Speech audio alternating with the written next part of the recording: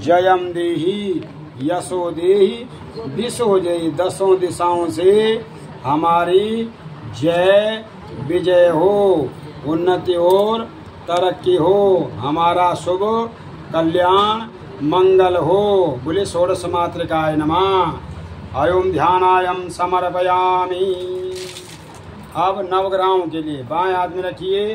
सभी के जीवन में नवग्रहों का प्रभाव है, तो नवग्रह देवताओं अपनी दया दृष्टि कृपा दृष्टि बनाए रखना। बोले ओम ह्रां ह्रीं ह्रूं सा सूर्याय नमः। एक दाना चढ़ाइए। चंद्रमा का ध्यान करेंगे। चंद्रमा देवता अपनी शीतलता हमें प्रदान करना, हमको क्रोध न आए, घर में सुख शांति हो। ये अत्रस गोत्र के हैं चंद्रमा देवता। बोले ओम श्रा श्री श्रों श्रा चंद्रमसे नमः। मंगल देवता का ध्यान करें। हे मंगल देवता, हमारे घर परिवार में मंगल कार्य हो। बोले ओम क्रा क्री क्रों सा।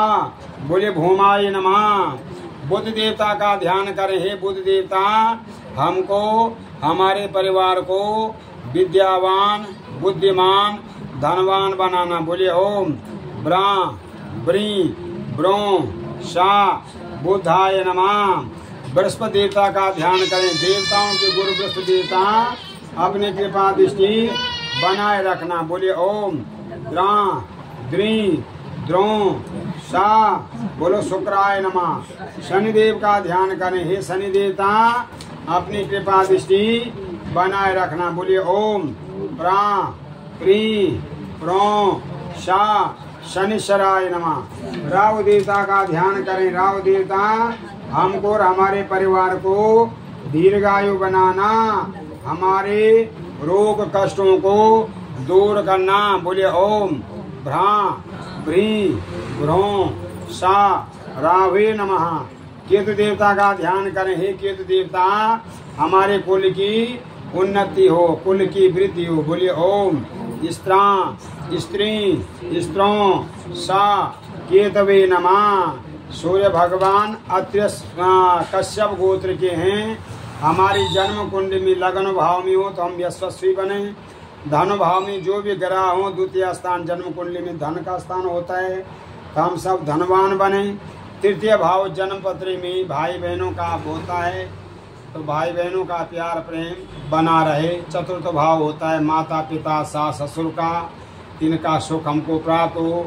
पांचवा स्थान जन्म कुंडली में होता है विद्या बुद्धि पुत्र पुत्री स्थान, तो हमारा पुत्र दीर्घायु हो, हम यशस्वी बने, पुत्री भी स्वस्थ रहे और दीर्घायु हो, यशस्वी हो। पंचम भाव के बाद षष्ठम भाव होता है रिपु शत्रु स्थान, तो शत्रुओं पे हमेशा हमारी जय विजय हो। सप्तम स्थान होता है जन्म कुंडली में पति पत्नी स्थान, पति सुख पत्नी सुख की प्राप्ति हो। अष्टम स्थान जन्म कुंडली में रोग कष्ट का स्थान होता है, तो हमारे जीवन में जो रोग कष्ट हैं प्रभु उनको दूर करना। जो हम शुभ कार्य कर रहे हैं कराते रहते हैं या उसमें सम्मिलित होते हैं, जिससे हमारे ग्रह पूजित हो जाते हैं और शांत हो जाते हैं। नवम स्थान जन्म कुंडली में होता है भाग्येश स्थान, तो हमारा उज्ज्वल भविष्य हो, हम उन्नति तरक्की करें, देश विदेश में मान सम्मान प्राप्त करें। दसवां स्थान जन्म कुंडली में होता है राजेश स्थान, राजकार्यों में विजय लाभ की प्राप्ति हो। 11वां स्थान जन्म पत्री में लाभेश स्थान होता है, तो धन लाभ विद्या लाभ की प्राप्ति हो। 12वां स्थान जन्म कुंडली में व्ययेश स्थान यानी कि खर्चे का स्थान होता है, तो हमारा धन शुभ कार्यों में खर्च हो। जितना धन बल हम कमाते हैं उससे 10वां भाग हम दान पुण्य में लगाएं, धर्म कार्यों में लगाएं, शुभ कार्यों में लगाएं, तो निश्चित रूप से बल हमारी क्या हो जाती है, दिन दुनी भी होगी, रात चौगनी भी होगी, आपार धन संपत्ति वृद्धि भी होगी, धर्म कार्यों में मन भी लगेगा। तो सूर्य भगवान अपने तरह तेजस्वी बनाते हुए सूर्य की शांति के लिए हम क्या क्या करते हैं, लाल चीजों का दान करते हैं। सूर्य को प्रातः काल उठ के जल चढ़ाते हैं, इससे सूर्य देव प्रसन्न रहते हैं। चंद्रमा की शांति के लिए हम सभी चीजों का दान करते हैं। नग पहनने वाले जो है सच्चा मोती धारण करते हैं, इससे लाभ मिल जाता है। या सफ़ेद चीज़ों का दान करते हैं। और मंगल की शांति के लिए हम लाल चीज़ों का दान करते हैं। मंगलवार को हनुमान जी को चोला, सिंदूर, लंगोट, चांदी की वर्क ये धारण करने से मंगल देवता प्रसन्न हो जाते हैं, हमारे मंगलमय कार्य सिद्ध कर देते हैं। बुद्ध की शांति के लिए हमारी चीज़ों का दान करते हैं। हरा दाल हैं, हरे फल हैं, हरी सब्जी हैं। गणेश जी को दूबड़ा बुधवार को चढ़ाने से, लड्डू चढ़ाने से बुद्ध की शांति भी हो जाती है और गणेश जी भी प्रसन्न हो जाते हैं। अब बृहस्पति की शांति के लिए हम पीली चीज़ों का दान करते हैं, केले की पूजा करते हैं, नग पहनने वाले पुखराज धारण करते हैं। शुक्र की शांति के लिए सफ़ेद चीज़ों का दान किया जाता है और नग पहनने वाले डायमंड, हीरा धारण करने से इनको लाभ मिल जाता है। शनि की शांति के लिए काली चीज़ों का दान या लोहे का दान होता है, तेल का दान होता है, पीपल की पूजा होती है और नग पहनने वाले नीलम धारण करते हैं। राहु की शांति के लिए सतनाजा का दान होता है, कंबल का दान होता है, राजमा आदि का दान होता है और नग पहनने वाले गोमेद धारण करते हैं। और केतु की शांति के लिए सतनाजा का दान, भेड़ का दान, कंबल आदि का दान, वस्त्र दान और नीली चीज़ों का दान किया जाता है। और बुधवार को बेलपत्र वाला जो बेल वृक्ष है उसके नीचे घी का दीपक जलाने से भी केतु शांत और प्रसन्न रहते हैं। तो नग पहनने वाले लहसुनिया धारण करते हैं। हे नवग्रह देवताओं, हमारे जीवन में जो भी प्रभाव है, जो भी सूर्य शनि राहु केतु का प्रभाव है, अरिष्ट प्रभाव है, वो सब दूर करना और साथ में सुख शांति का आवागमन बना रहे, धन धान्य के भंडार भरते रहें, शुभ कार्यों में मन लगा रहे। क्योंकि घर में जाओ धन अधिक आ जाता है तो धर्म कार्यों से मन हट जाता है। और भगवान कहते हैं कि हे मनुष्य, आप सतयुग द्वापर त्रेता को भी देखिए, जिसमें राक्षस लोग धर्म कार्यों में, शुभ कार्यों में विघ्न डालते थे, उसी प्रकार कलयुग में भी जो है, जो धर्म के विपरीत होगा, माता पिता की सेवा नहीं करेगा, माता पिता की जीवन को महत्व नहीं समझेगा, उनको परेशान करेगा, वो भी राक्षस योनि से ही आए हुए लोग हैं जो अपने माता पिता को कष्ट देते हैं। और साथ में हम जो धर्म कार्यों में हैं, शुभ कार्यों में, धर्मेण मान्यते व्याधि, धर्म कर्म करने से दुख बीमारी दूर होंगी। धर्मेण मान्यते ग्रह दोष भी दूर हो जाएंगे। धर्मेण मान्यते शत्रु बाधा भी दूर हो जाएगी। यतो धर्म ततो जय, जय विजय की प्राप्ति हो जाती है। हे नवग्रह देवताओं, आयुष्य बोले आयुष्य, लंबी उम्र हो बोले विद्यस्या, हम विद्या बुद्धिमान हो बोले धनस्या, धन के भंडार हमारे जीवन में हो बोले सुखस्य, सुख की प्राप्ति हो। क्योंकि मनुष्य जीवन मिला है, पल पल में दुनिया भर के कष्ट हैं, उन कष्टों को दूर करने के लिए थोड़ा बहुत पूजा करते रहना चाहिए। सतयुग द्वापर त्रेता में हजारों वर्ष तपस्या करते थे, तब भी भगवान जी के दर्शन बड़े दुर्लभ होते थे। कलयुग में भगवान जी ने कहा कि थोड़ा बहुत भी करोगे तो भी तुम्हारे अरिष्ट दूर होते रहेंगे। तो थोड़ा बहुत केवल कोई गिनती नहीं है। जो नित्य प्रति करते हैं उनके जीवन में अपार धन संपत्ति वृद्धि भी होती है और उनका जीवन मंगलमय भी हो जाता है। धर्मार्थ लाभ हो बहुपुत्रस्या, पुत्र बल कैसा हो, आज्ञाकारी हो, सार्थक जैसा हो, जो सुबह सुबह भगवान जी की सेवा में जाता है, पूजा करता है, माथा टेकता है, चरणामृत प्रसाद लेने के बाद फिर घर आता है, फिर स्कूल जाता है नहीं भाई? ऐसे तो है। फिर कभी कभी शाम को भी चले जाते हैं आरती में, खाटू श्याम जी की आरती में सम्मिलित हो जाते हैं। ठीक है ना? हाँ, तो खाटू श्याम जी की कृपा। कौन है खाटू श्याम जी?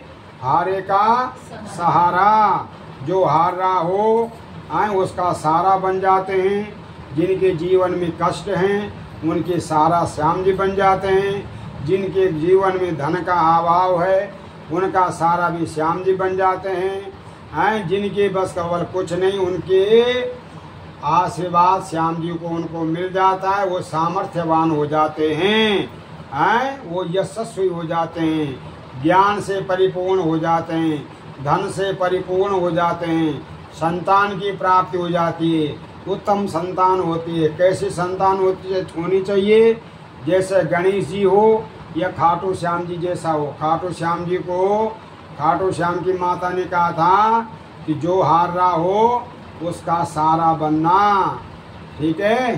तो श्याम जी हमारा सारा बनना, हमारे ऊपर अपनी दया दृष्टि बनाए रखना। खाटू श्याम जी बड़े धनवान लोग बना देते हैं, अपने भक्तों को धनवान बना देते हैं और ज्ञान से परिपूर्ण कर देते हैं, सर्वगुण संपन्न बना देते हैं। फिर हम कहते हैं कि हम बहुत पूजा करते हैं, पाठ करते हैं, तो फिर फल क्यों नहीं मिलते हैं? तो पूर्व में भी हमने कुछ अच्छा किया होगा जो हमें दुर्लभ मनुष्य जन्म मिला हुआ है, और हमारी अगर पूर्ति शीघ्र पूरी नहीं हो रही है तो पूर्व के कुछ द्वेषों के कारण इसमें समय लग सकता है, लेकिन विजय अवश्य मिलेगी, कार्य सिद्ध अवश्य होंगे। भगवान की पूजा कभी व्यर्थ नहीं जाती है। तो भगवान की थोड़ी बहुत पूजा करने से जिस प्रकार बूंद बूंद से सिंधु बन जाता है, उसी प्रकार थोड़ी थोड़ी पूजा एकत्रित करके, जैसे आप अपना धन बैंक में जमा करते हैं, थोड़ा थोड़ा जमा करके अच्छी खासी रकम बन जाती है, उसी प्रकार थोड़ी थोड़ी पूजा करके, पाठ करके, यज्ञ करके, अनुष्ठान करके, मंदिर जा करके, भगवान के दर्शन करके आपके खाते में जो धर्म खाता है, जब हम चले जाएंगे भगवान जी के शरण में, तो हमारा आय व्यय लिखा जाएगा कि इसको दुर्लभ मनुष्य जन्म मिला था, इसने क्या क्या शुभ कार्य किया है, क्या क्या शुभ कार्य नहीं किया है। क्योंकि मनुष्य जीवन बार बार नहीं मिलता है। मानुष जन्म अनमोल रे, इसी माटी में न घोल रे, अब तो मिला है फिर न मिलेगा, कभी नहीं कभी नहीं कभी नहीं, जीते जी कल्याण है। जब तक स्वस्थ हो तब तक धर्म कार्य पूजा पाठ करते रहना चाहिए। इससे हमारे जीवन में मंगलमय प्रभाव पड़ेंगे, मंगलमय कार्य होंगे, संतान भी आज्ञाकारी होगी। नहीं तो आजकल की संतान माता पिता को बात बात पे माता पिता को आंख दिखाएंगे, कहेंगे तुम्हें क्या पता, जो कुछ पता है हमको ही पता है। इसलिए माता पिता के सेवा से विमुख रहेंगे। इसलिए माता पिता का कर्तव्य है कि उनको धर्म से जोड़िए, मंदिर से जोड़िए, सुबह शाम आरती दर्शन कराइए। प्रतिदिन संभव नहीं है तो हफ्ते में एक दिन अवश्य जाइए। नहीं तो संतान आपकी आजकल की शिक्षा दीक्षा के साथ साथ संतानें दूर होती चली जाएंगी। जितने घर के सदस्य हैं उतने मोबाइल हैं, सब अपने अपने मोबाइल में लगे हुए हैं। कौन क्या खा रहा है, कौन क्या दे रहा है, कुछ ही पता भी नहीं है। क्या स्वाद है ये भी पता नहीं है, कौन आ रहा है कौन जा रहा है ये भी पता नहीं है। इसलिए धर्म से जुड़े रहिए, धर्म कर्म अपनी जीवन में करते रहिए। नहीं तो संतान हमको आगे जब वृद्ध अवस्था आएगी, हमको वृद्ध आश्रम छोड़ने के लिए तैयार हो जाएगी। तो वृद्ध आश्रम इसीलिए बना रहे हैं, नहीं बना रहे, बन रहे नहीं वृद्ध आश्रम, इसीलिए तो बन रहे हैं। जो हमारे लायक संतान है वो जब उनका मतलब हमसे होगा तो क्या करेंगे, हमको वृद्ध आश्रम छोड़ के चले आएंगे। तो ऐसा कौन करेगा?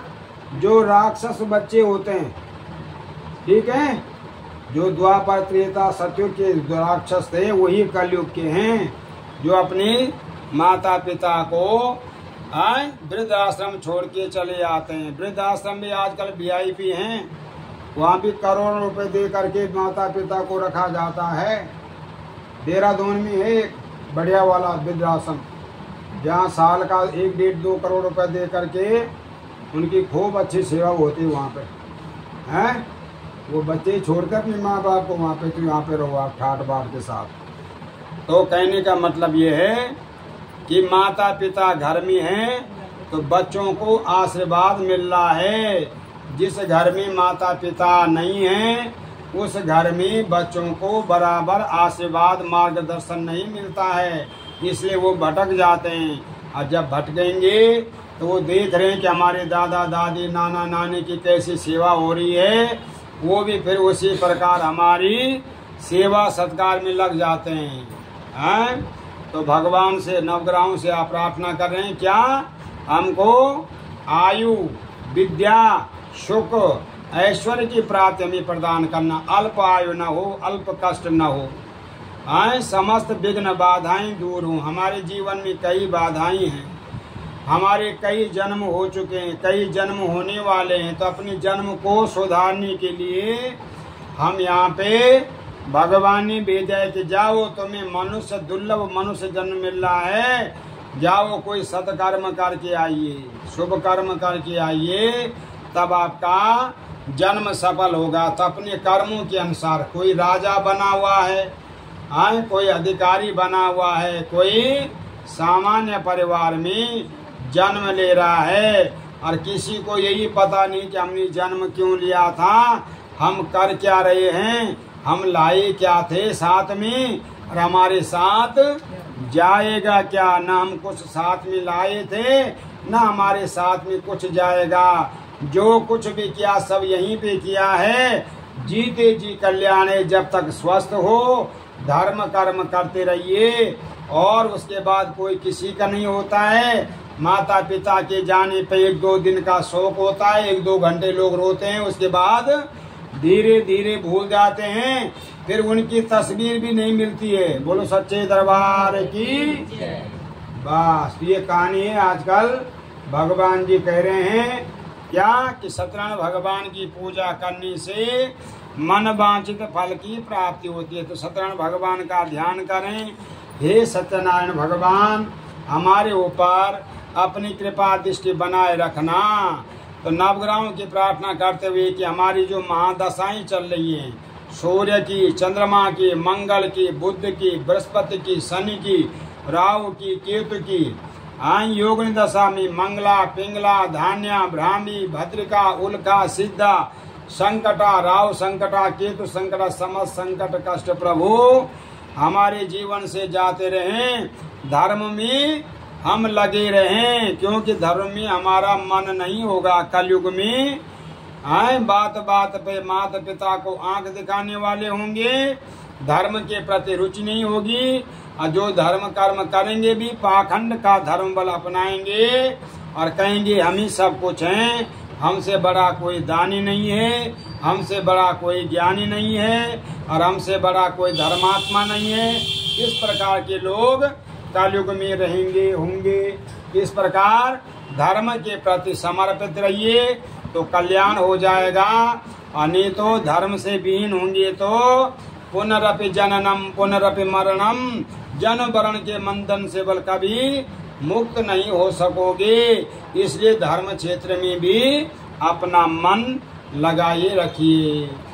तो ब्रह्मा मुरारी स्त्रिपुरांतकारी भानु शशि भूमि सुतो बुधस्य गुरुस्य शुक्रा शनि राहु केतु सर्वे ग्रह शांति करा भवन्तु। हे नवग्रह देवताओं, हमारे घर परिवार पे हमेशा हम पे प्रसन्न रहना। ये सारी पूजा पाठ कथा आपको खाटू धाम YouTube चैनल पे दिखाई देगी। बोलो सत्यनारायण भगवान की जय। ये चढ़ा दो भाई साहब सारा, बस ये भी चढ़ा दो बाबूजी। ये हो गया। अब भगवान जी की पूजा करनी है। लो, सार्थक जी की जय हो। सार्थक का मतलब अच्छा रहना, अच्छा करना, अच्छी सोच, अच्छा विचार, माँ का भक्त। किसका भक्त? माँ का भक्त मतलब आज्ञा पालन करना, ठीक है। हाँ, खुश रहना। हरि ओम। शाम को आरती में आओगे तो आरती सीख जाओगे। बच्चे देखे ना आपने आरती करते हुए, किसी के पास में मैं पकड़ा देता हूँ, चलो आरती करो, और सारे मंत्र बोलते हैं वो। हाँ, तो रोज आओगे तो आरती सीख जाओगे, और आरती सीख जाओगे तो ज्ञान अपने आप हो जाएगा, ठीक है नी। बस गंधम द्वारा दुरादुष्कारणेश्वरी सर्वभूतानां गंधम समर्पयामि। बोले खाटो नरेश की, सत्यनारायण भगवान की। ओम आत्म जलांदे समर्पयामि। हमारे दिए आत्म जल को स्वीकार करना, हमारे दिए पंचामृत को प्रभु स्वीकार करना। पंचामृत मतलब दूध, दही, शहद, घी, शक्कर, ये सब कुछ भगवान जी के चरणों में हमने समर्पित किया है। प्रभु वायोदधि घृत सेवा मधुचा सकरायुतम पंचामृतम स्नार्धम ग्रहणम परमेश्वरा। हे प्रभु, हमारे दिए पंचामृत स्नान को स्वीकार करना। बोले स्वीकार करना। सत्यनारायण भगवान की, कृष्ण कन्हैया लाल की। इनका स्नान करा रखा है आपने? वाह वाह वाह। शुद्धोदक जल स्नानम पाद्यो पाद्यो हस्त्यो अर्घ्यम मुखे आचुन्यम सर्वांग स्नानम समर्पयामि। सत्यनारायणाय नमः। भगवान जी का तिलक, अक्षत्र, पत्र, पुष्प, धूप, दीप, नैवेद्य, ऋतुतांबूल, कंदमूल फलम बांके बिहारी लाल की, कृष्ण कन्हैया लाल की। अक्षताम समर्पयामि पुष्पम। हे नारायण गोविंद, हम प्रसन्न रहें, मुस्कुराते रहें। दीपम धूपम समर्पयामि। ऋतु फल, हमारे दिए ऋतुतांबूल कंदमूल फल को स्वीकार करना प्रभु। पंच फलम, 5 प्रकार के फल, पंचमेवा मिष्टान, ये सब कुछ हमने अपने सामर्थ्य के अनुसार, वैभव के अनुसार आपके चरणों में समर्पित किया है प्रभु। इसको स्वीकार करना और हमको, हमारे परिवार को सर्वगुण संपन्न बनाए रखना। हमारे ऊपर अपनी दया दृष्टि प्रभु बनाए रखना। नैवेद्यम, ये नैवेद्य आपको अर्पण कर रहे हैं। क्या क्या? लड्डू, बतासे, इलायची दाना, मक्खन, मिश्री, जो कुछ बल हमसे हो पा रहा है, इसको आप स्वीकार करें। बोले सत्यनारायण भगवान की। आप भगवान जी को भेंट देनी है, दक्षिणा देनी है, वो दीजिए भगवान जी की अपनी जन्मोत्सव पे, कि मैं अपनी सामर्थ्य के अनुसार परिवार के साथ ये भेंट दे रहा हूँ प्रभु। इस भेंट को स्वीकार करना। बोलो सत्यनारायण भगवान की।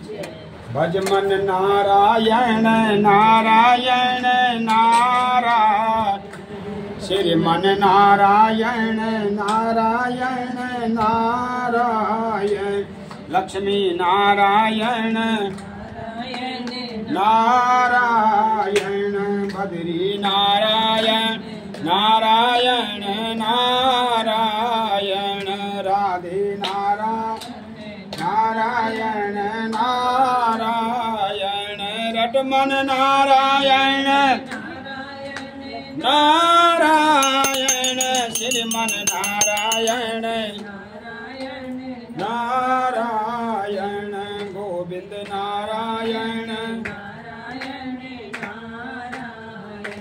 राधे नारायण नारायण,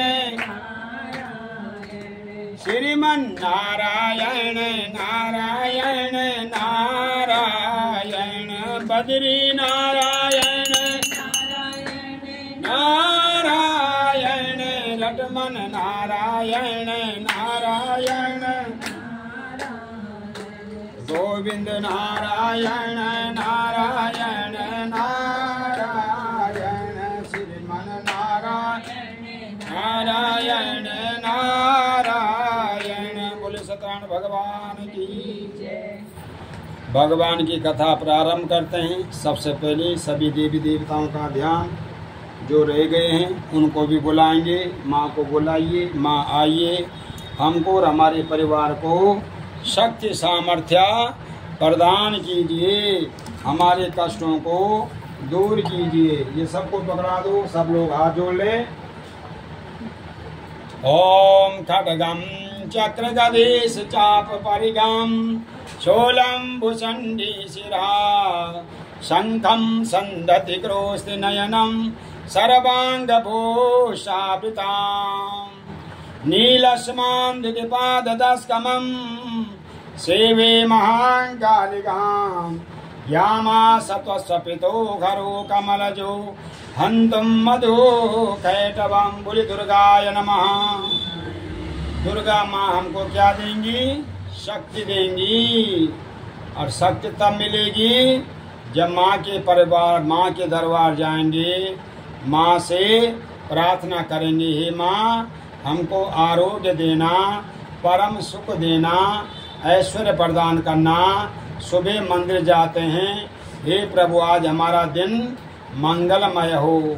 शाम को मंदिर जाते हैं, हे माँ हमको आज दिन भर में जो भी त्रुटि हुई हो उसके लिए क्षमा प्रार्थी हैं।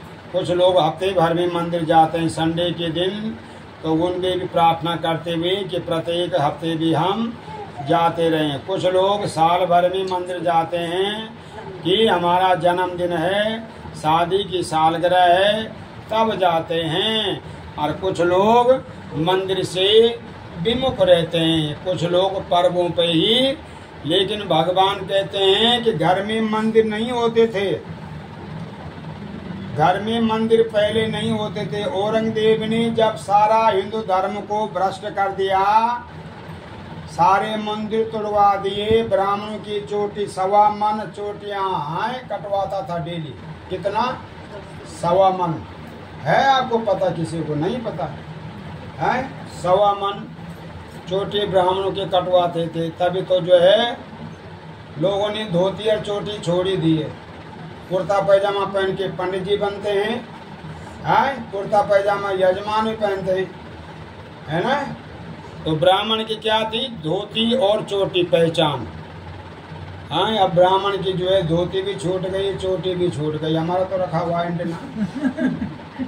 हाँ, एंटेना ही है। इसीलिए तो होती थी चोटी की बाई, उससे ज्ञान की प्राप्ति। जैसे पहले टीवी का एंटेना होता था, उससे टीवी जो करता था, कवर करता था, पिक्चर दिखाता था। उसी प्रकार ब्राह्मणों का भी होता था कि हमारी जो शिक्षा है उसमें क्या है? भगवान की किरणें, भगवान का आशीर्वाद के द्वारा उनको जिज्ञासा होती थी। जैसे कृष्ण सुदामा जी की मित्रता थी, लेकिन सुदामा दरिद्री रहे। क्यों रहे दरिद्री? सुदामा जी को डेली आप भागवत सुनते हो, भागवत में जाते हो, और सुदामा जी के चरित्र के बारे में अगर आपको पता नहीं होगा तो फिर कैसे काम चलेगा? एक वृद्ध माता जी 3 दिन से भूखी थी, उनको कुछ नहीं मिला भिक्षा में, तो किसी ने उनको चने दे दी, चने की पोटली।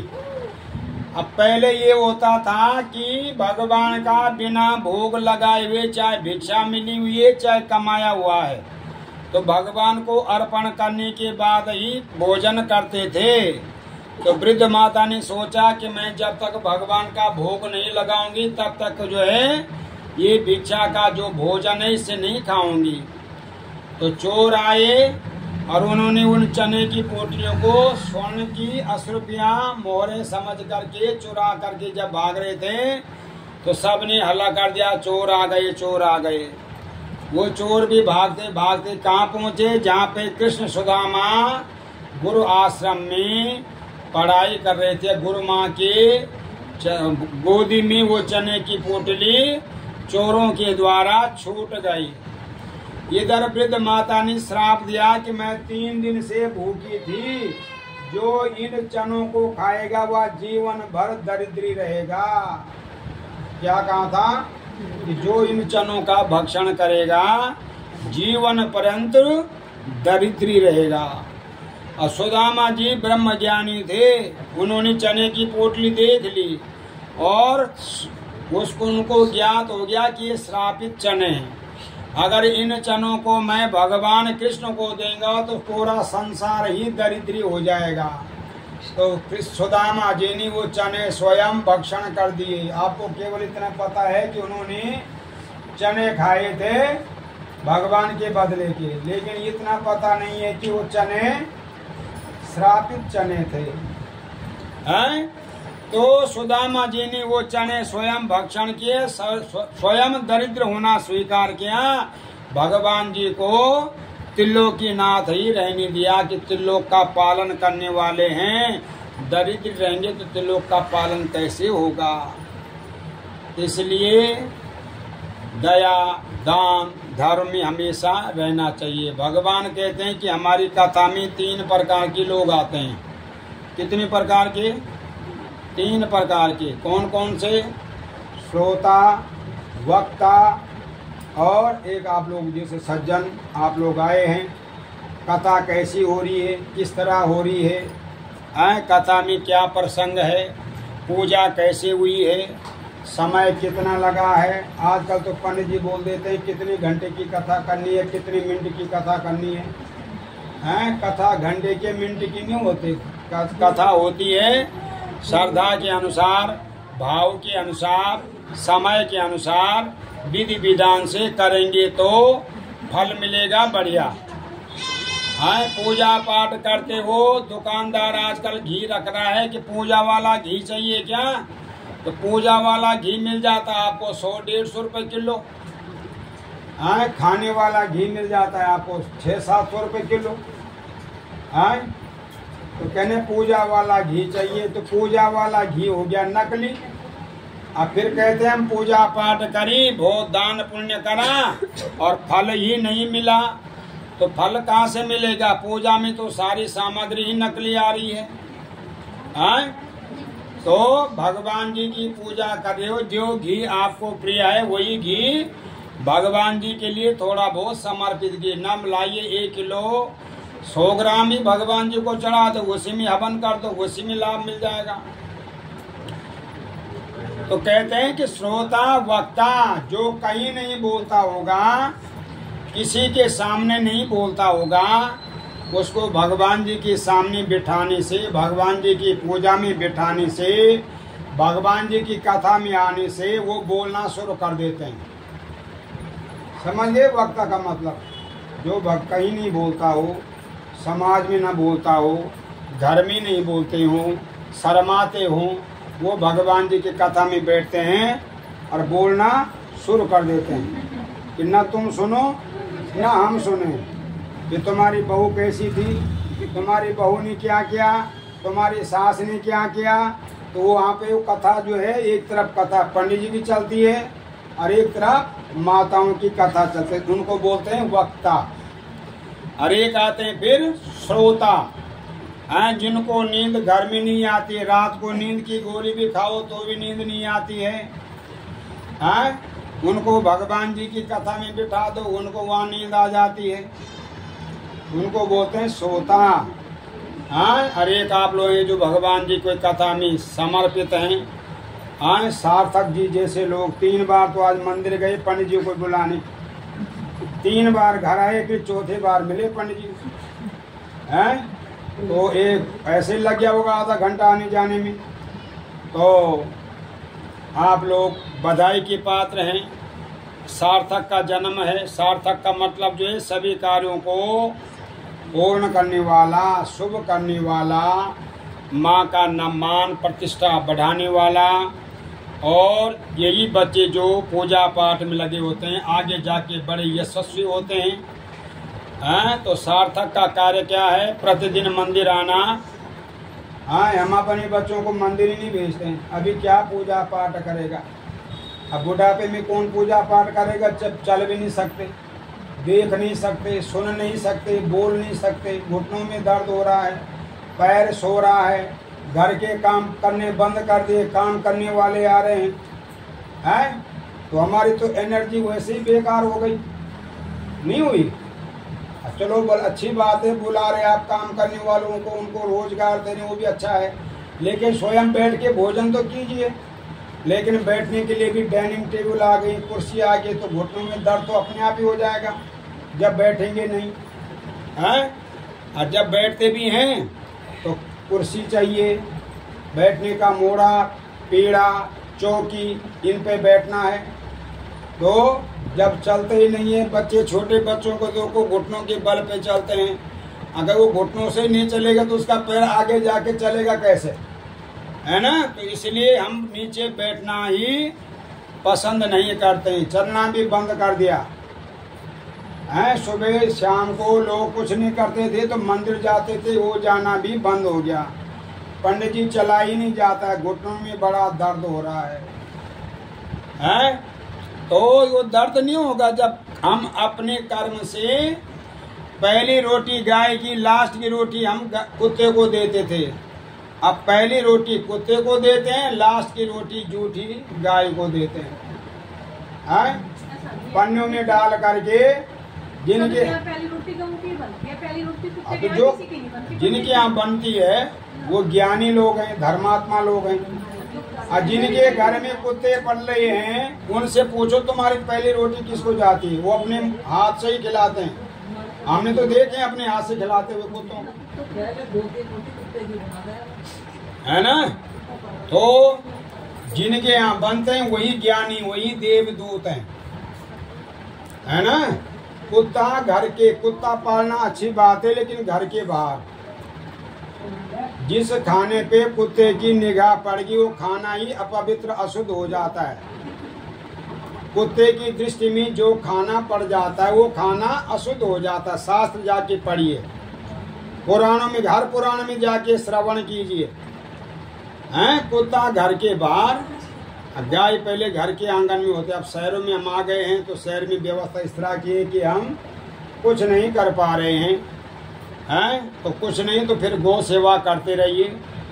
हैं, जीवन में गौ सेवा भी विशेष महत्व हमको मिलता है। अब तो गाय भी छोटी छोटी आने लगी जो आप घर में पाल सकते हो, फ्लैटों में लोग रखने लगे।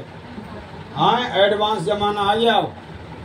तो धर्म के प्रति, क्योंकि हमने जब भगवान जी के पास जाना है तो वहाँ पे भी तो हमारे लिए कुछ चाहिए कि हमने कुछ अच्छा किया था कि नहीं किया था। हाँ, हमारा जन्म हुआ क्यों था। हमको केवल धन मनुष्यों को मिला, कुत्तों को नहीं मिला, गाय को नहीं मिला, भैंस को नहीं मिला, पेड़ पौधों को नहीं मिला, कीड़े मकोड़ों को नहीं मिला, सांप मछलियों को नहीं मिला, केवल मनुष्यों को ही धन मिला कि जाओ तुम गृहस्थ आश्रम में हो, अपना परिवार का भी पालन पोषण करिए, धर्म यात्रा तीर्थ यात्रा भी करिए। अब मनुष्य बल जो क्या हो गया, स्वार्थी हो गया। भगवान के मंदिर में भी स्वार्थ होगा तो जाएगा, निस्वार्थ होगा तो नहीं जाएगा। इसलिए भगवान कहते हैं, जाकी रही भावना जा जैसी, प्रभु मूरत दे तिन तातेसी। जैसी भावना होगी, जैसा विचार होगा, वैसे ही आदमी व्यक्ति बन जाएगा। जैसे अन्न खाएगा वैसे ही मन बन जाएगा।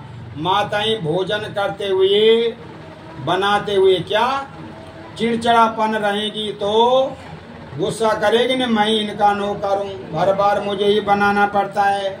हाँ, कपड़े मैं धोऊंगी, खाना मैं बनाऊंगी, ये मैं करूंगी। ऐसा बनाते बनाते खाना भी चटपटा हो जाएगा नहीं। और शुद्ध भाव से श्री कृष्ण गोविंद हरे मुरारी, हे नाथ नारायण वासुदेव। इन मंत्रों से, इन भजनों से अगर भोग बन रहा है, भोजन बन रहा है, उसकी मिठास देखिए। भंडारे में लोग जाते हैं, भंडारा खाते हैं, तो उस भंडारा का स्वाद देखा करें, कितना अच्छा स्वादिष्ट होता है, क्योंकि वो भगवान को भोग लगा हुआ है। इसलिए कलयुग में चिंता हो रही है। कौन कर रहे हैं? ऋषि लोग कर रहे हैं, ब्राह्मण लोग कर रहे हैं। क्या? कलयुग में मनुष्य स्वार्थी होगा। माता पिता की सेवा भी मतलब से होगी। माता के पिता के पास बहुत धन होगा तो सेवा भी होगी, और धन नहीं होगा तो सेवा भी नहीं होगी। उसी हिसाब से होगा। माता पिता के जाने पर जो रोना होता है वो भी मतलब का ही रोना होगा। कि पिता से कितना नुकसान है, माता से कितना नुकसान है, उसी हिसाब से वो सब चलते हैं। से सब शास्त्र में पहले ही लिख दी गई है कि कलयुग के मनुष्य जो हैं वो इस प्रकार के स्वार्थी होंगे।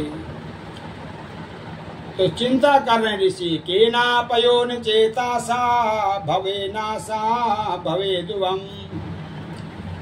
तो नारद जी जब तीनों लोकों का भ्रमण कर रहे हैं तो मृत्यु लोके जना सर्वे नाना कलेश समन्विता, जो मनुष्य मृत्यु लोक में जन्मे हुए हैं नाना प्रकार के कष्टों से युक्त देखकर मन नारद जी के मन में दया भाव उत्पन्न हो गए। भगवान के पास गए। तत्र नारायणम देवम शुक्ल वर्णम चतुर्भुजम। हे नारायण, मैं आपके शरणागत हूँ।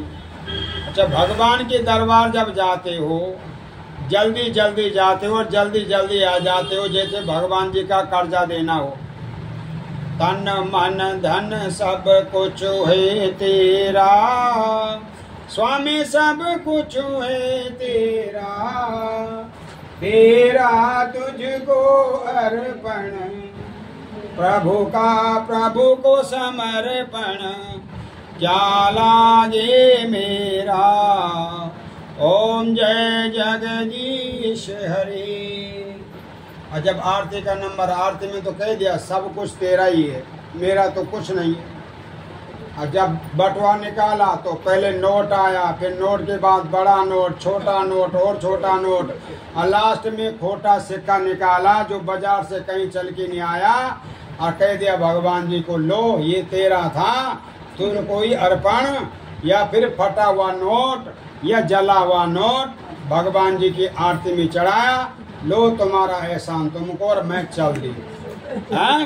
तो ये भगवान कहते हैं कि मैं दक्षिणा का भूखा थोड़ी नहीं हूँ, मैं तो भाव का भूखा हूँ। वो ऋषि लोग जो दक्षिणा नहीं चढ़ाते हैं, केवल तुलसी दल से ही भगवान जी की पूजा भी स्वीकार हो सकती है।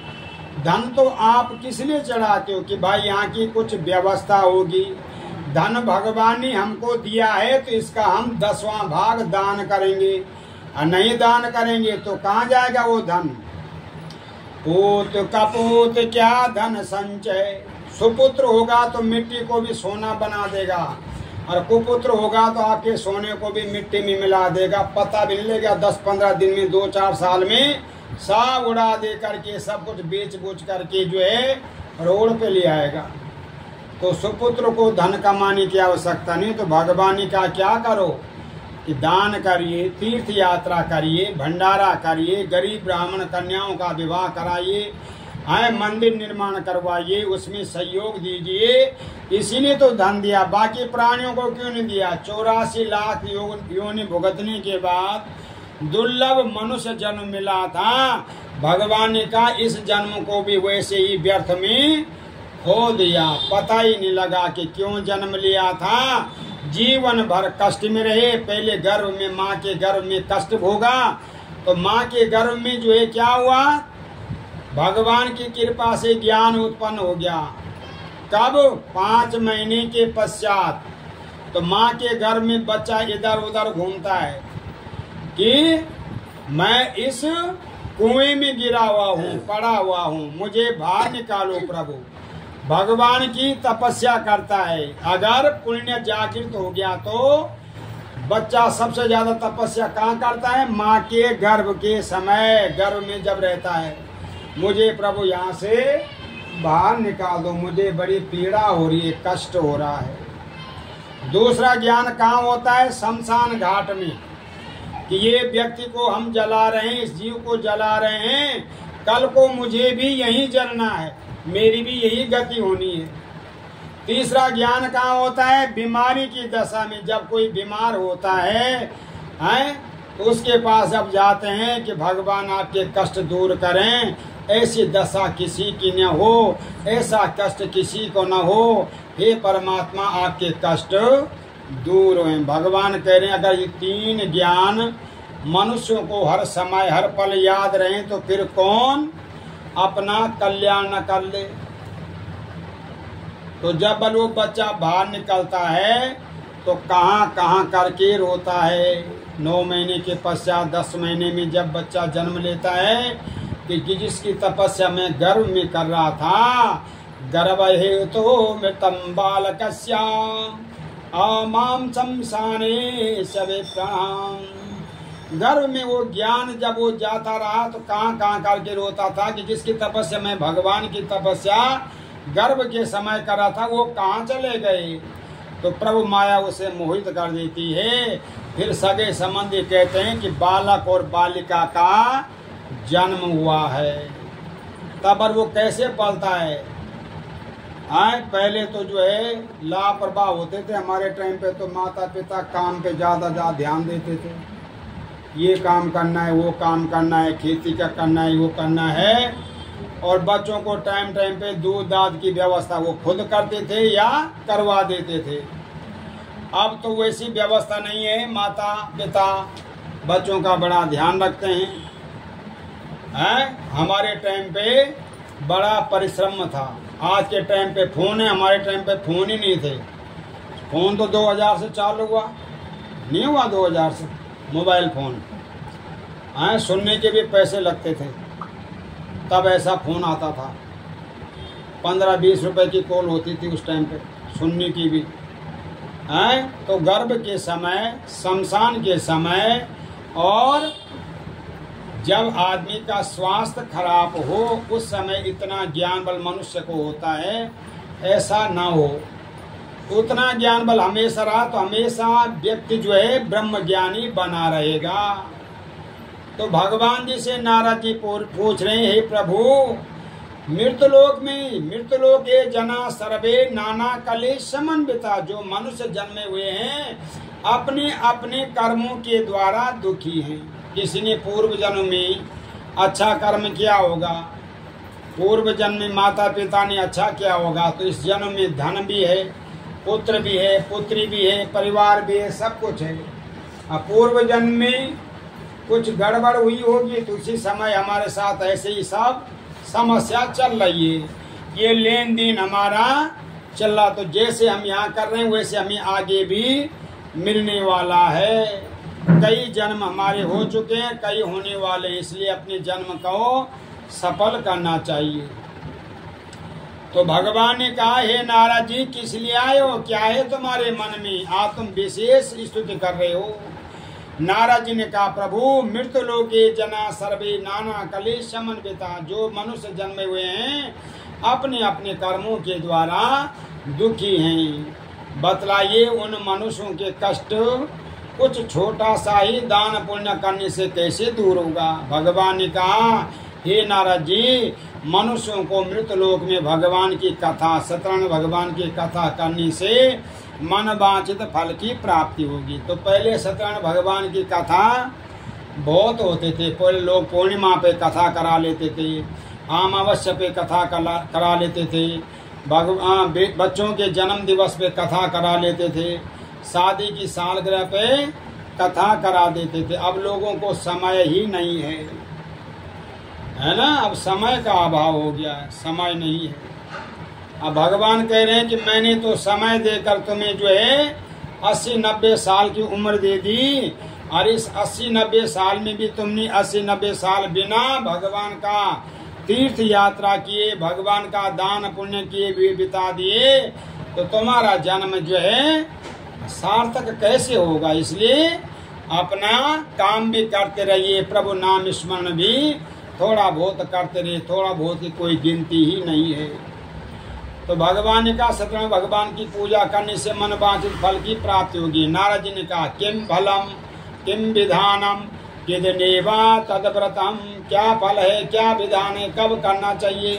अब भगवान जी ने कह दिया, क्या कहा, यस्मिनम कब से दिवसे, कभी भी करें, कोई दिन बार खराब नहीं है, कोई पक्ष खराब नहीं है।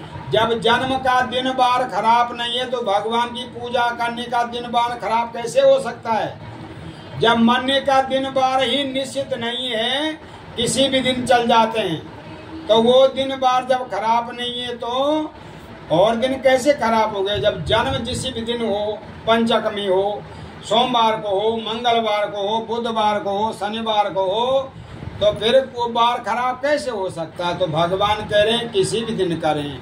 अरे किस समय, यस्मिनम कब से दिवसे, किसी भी समय भगवान की पूजा। कल करे सो आज कर, आज करे सो अब, पर में पर लय होएगी, बहुरी करोगे भगवान का कार्य है। हाँ, वो पहले हमने कुछ दान पुण्य नहीं किया था, इसलिए इस जन्म में क्या बने हुए हैं? भिक्षुक, भिखारी। तो आप जो दान पुण्य करते हो, क्या भिखारियों को दान देने से आपका दान बढ़ता है, लगता है? नहीं। उनको आप दया पात्र समझते हो कि भाई वास्तव में इनको कुछ आवश्यकता है, तो उनको वस्त्र दे देते हो, पैसा दे देते हो। दान पुण्य तो केवल आप ब्राह्मण को ही दे सकते हो। किस ब्राह्मण को? कर्मकांडी ब्राह्मण, ये केवल जिसका कर्मकांड पूजा पाठ से जिसका यापन चलता हो, उसको देने से आपका दान तो लगता है। अब भिखारियों को दान देने से आपका दान कहाँ जाएगा? उसके घर में जाके वो दारू पिएगा, तो आप तो पाप के भागी हो गए, हैं? नहीं हो गए? उसके घर में जाके वो मांस खाता होगा, तो वो आप और भारी हो गए। भोजन, अन्न की व्यवस्था कर सकते हो आप, क्योंकि अन्न की व्यवस्था सब प्राणियों के लिए है। उसको भोजन रोटी खिला सकते हो, लेकिन अगर आप धन दान दे रहे हो और उसने उस धन का दुरुपयोग कर दिया, मांस खा दिया, मदिरा पी लिया, तो आपको पुण्य की जगह पाप लग जाएगा।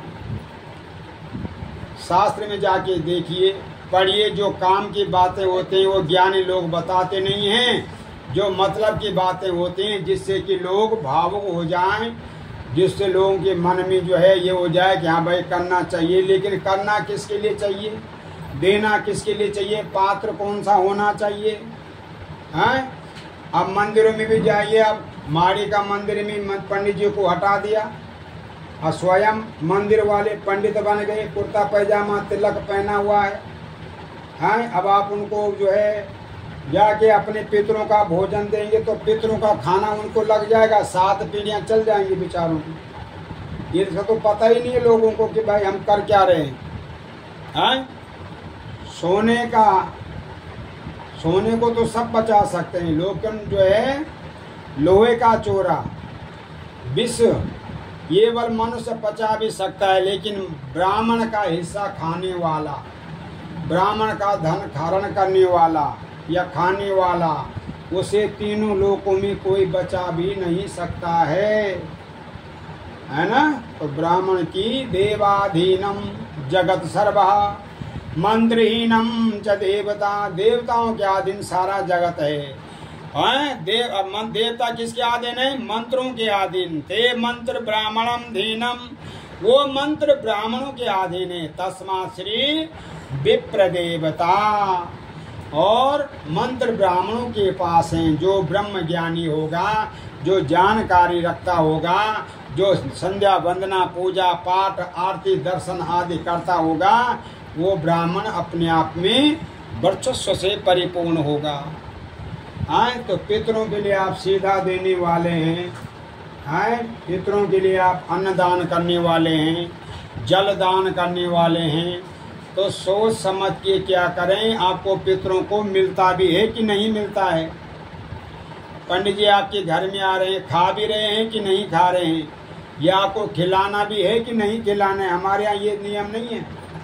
हमारे यहाँ तो पंडित जी आएंगे, तर्पण कराएंगे, तर्पण से हमारे पितृ तृप्त हो जाएंगे। पंडित जी कुछ खाएंगे तो उनकी प्रसन्नता, हम जबरदस्ती नहीं करते हैं। हमारे भी तो पुरोहित होते हैं, और नहीं खाएंगे तो तब भी हम नाराज नहीं होते हैं, क्योंकि हम उनके लिए आटा चावल दाल सब्जी सब पैकिंग दे देते हैं। और वही पंडित जी नहीं खाएंगे, उनका पूरा परिवार खाएगा, कई दिन तक खाएगा, 2 4 5 4 दिन तक खाएगा, इतना दे देते हैं। तो पंडित जी भी प्रसन्न हो जाते हैं। साथ में दक्षिणा वगैरह सामर्थ्य के अनुसार। अब हम 10 रुपये में 5 रुपये में अपने पितरों के लिए ले जाएंगे तो क्या पितर खुश हो जाएंगे? पितृदोष क्यों होता है? क्योंकि हम उसकी विधि ही हमको पता नहीं है। और जब विधि पता नहीं होगी तो साल भर में पितृ तो आते हैं धरती पे कि मेरा परिवार मुझे कुछ देगा, तो क्या देगा? तस्मै स्वधा तस्मै स्वधा तस्मै स्वधा। जब तक स्वधा शब्द नहीं बोलोगे तब तक आपके पितरों को कुछ नहीं मिलेगा, न मिलता है। और जब तक अग्नि में स्वा नहीं बोलोगे तब तक आपकी दिव्यावती अग्नि में स्वीकार नहीं होती है। तो 2 चीज़ों का ध्यान, अग्नि में स्वा बोलना जरूरी, अब पितरों के लिए तर्पण कराना जरूरी। आप भोजन दो या न दो उसका कोई महत्व नहीं है, लेकिन उनको जल अवश्य दीजिए, उनको तृप्त कीजिए। तृप्त होंगे जल से, दूध से, तिल से, कुसा से, जौ से। ये सब पितरों की सामग्री है। भोजन तो आपकी प्रसन्नता है, आपका पूरी खाने का मन कर रहा, आपने पूरी बना दी। आपका खीर खाने का मन कर रहा, आपने खीर बना दिया। आपका हलवा खाने का मन कर रहा, आपने हलवा बना दिया। पितरों ने तो नहीं कहा कि भाई हमारे लिए हलवा बनाना, हमारे लिए खीर बनाना, पूरी बनाना, है ना। पितरों के लिए अगर आप तृप्त करना चाहते हो तो विधि पूर्वक उनके तर्पण करवाइए। तीर्थ पे जाते हो, बिना तर्पण किए हुए लौट आते हो, तो तीर्थों पे जब जाते हो किसी ज्योतिर्लिंग पे जाएं, कहीं गंगा जी के तट पे जाएं।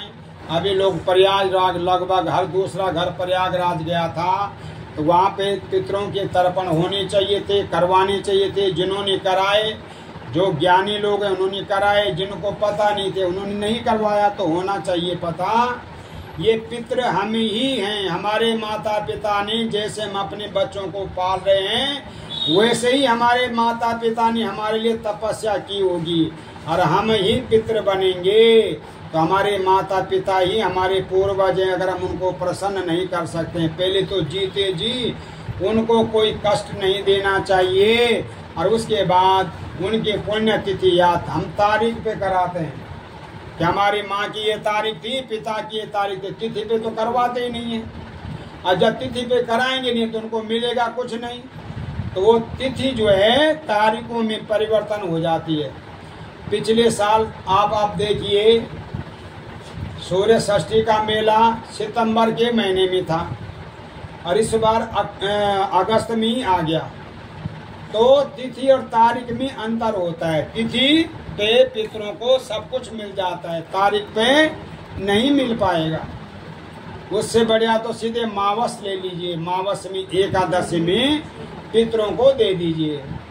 हमारे पिताजी की एकादशी थी, हमारे पिताजी की पूर्णिमा थी, हमारे पिताजी की परिवार थे, तो उन्हीं तिथि में देने से लाभ मिलेगा। तारीख पे देने से कोई लाभ नहीं मिलता है, जो लोग तारीख पे करवाते हैं। तो ये भी ध्यान रखने वाली बातें हैं। जो तिथि पे कराते हैं वो ज्ञानी लोग हैं कि हमारे पूर्वजों की तिथि है, और उसमें तर्पण अवश्य कराएं। किसी जानकार को बुलाइए और तर्पण कराइए। उस तर्पण में कम से कम जो है पूर्ण घंटा का समय लगता है टोटल काम में, उस तर्पण को करवाने में। तो विधि पूर्वक तर्पण कराइए और पितृ अपने आप प्रसन्न हो जाएंगे। पितृ दोष का भी होगा ही नहीं। तो यहाँ सिस्टम दूसरा भी है। यहाँ तो लोग एक ही दिन में सब कुछ कर देते हैं, 3 दिन में सब कुछ कर देते हैं, 5 दिन में सब कुछ कर देते हैं। जिस माता पिता ने हमारे लिए इतनी तपस्या की जीवन पर्यंत, उनके लिए हम 10-12 दिन का समय भी नहीं निकालते हैं। फिर हम कहते हैं पर्व आ रहा है, दिवाली आ रही है, दशहरा आ रहा है। पर्व क्या करेगा? पर्व 1 साल नहीं मनाएंगे तो क्या पर्व बंद हो जाएंगे?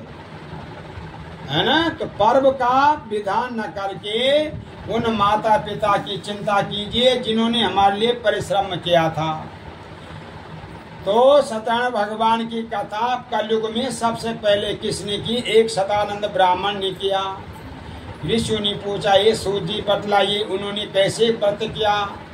तो ऋषियों ने कहा, सूत जी महाराज ने कहा, हे ऋषियों, हे सज्जनों, मात्र शक्तियों, कि वह ब्राह्मण निर्धन था, गरीब था, भिक्षा मांगा करता था।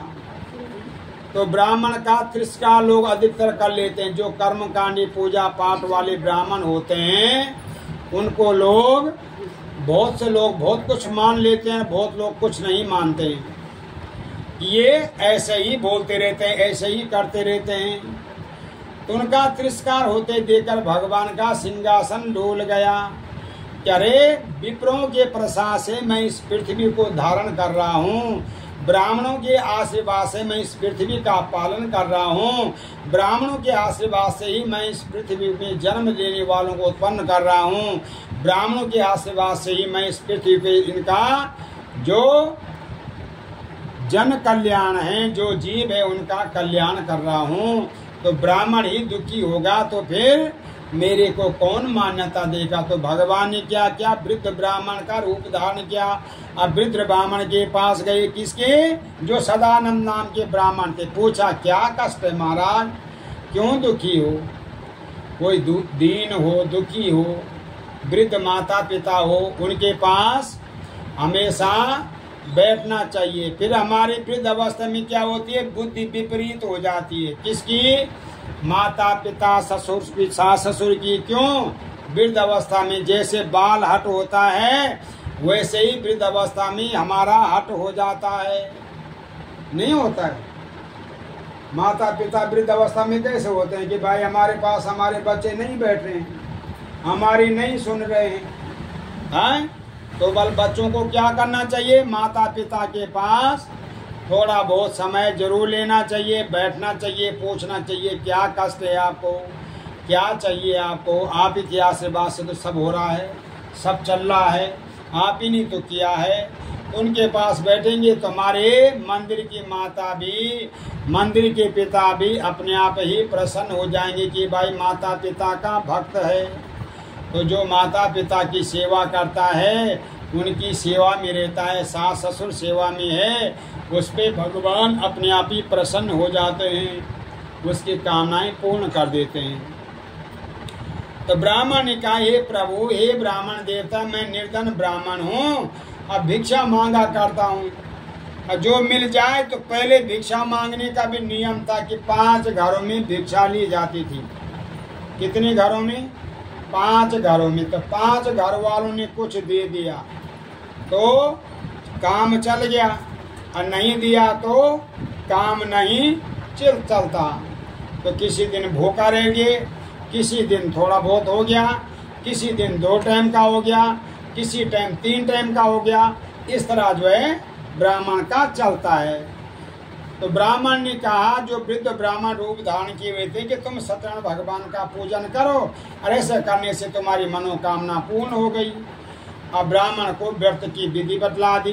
कोई सामग्री कोई खास है नहीं, आप चाहें तो भगवान की कथा मंदिर में भी करा सकते हो। घर में समय नहीं है, टाइम नहीं है, तो मंदिर में किसी भी दिन, पूर्णिमा को, बच्चों के जन्म दिवस पे, आजकल बच्चे देश विदेश में अपने माता पिता का नाम रोशन कर रहे हैं, अब देश विदेश में, तो उनके नाम की कथा पूजा मंदिर में भी करवा सकते हैं। हमारे यहाँ तो होती है मंदिरों में कथा, हर पूर्णिमा को तो कथा होती है, शाम को किसी न किसी की होती है, कोई न कोई बोल देती है, पंडित जी आज की कथा हमारी है। तो हमेशा घर में अगर आपको समय नहीं है तो मंदिर में करवा दे। किसी को नहीं भी बुलाना है तो भी, जहाँ बुलाने वाले हैं, जो सज्जन हैं, साधु हैं, आप जैसे भक्तमान लोग हैं, वो लोग जो है भगवान जी के नाम पे कहीं भी पहुंच जाते हैं, रह जाते हैं, तो भगवान की कृपा बनी रहती है। तो भगवान अंतर ध्यान हो गई। ब्राह्मण चिंता में पड़ गया कि कैसे करूं व्रत को, मेरे घर में तो कुछ नहीं है, न अन्न है न धन है, बिना धन के भगवान की पूजा नहीं हो सकती है, क्योंकि कुछ सामग्री ऐसी है जो बाजार से आनी है। चिंता हो गई और सोचते सोचते नींद नहीं आई। सार्थक के जन्म दिवस पर सार्थक के नाना नानी मम्मी ने जो है 1 महीना पहले ही बोल दिया था, पंडित जी हमारे घर में आपने कथा करनी है। 1 महीने पहले से ही चिंता हो गई थी कि कथा करनी है, कौन कौन आएंगे, कौन कौन नहीं आएंगे।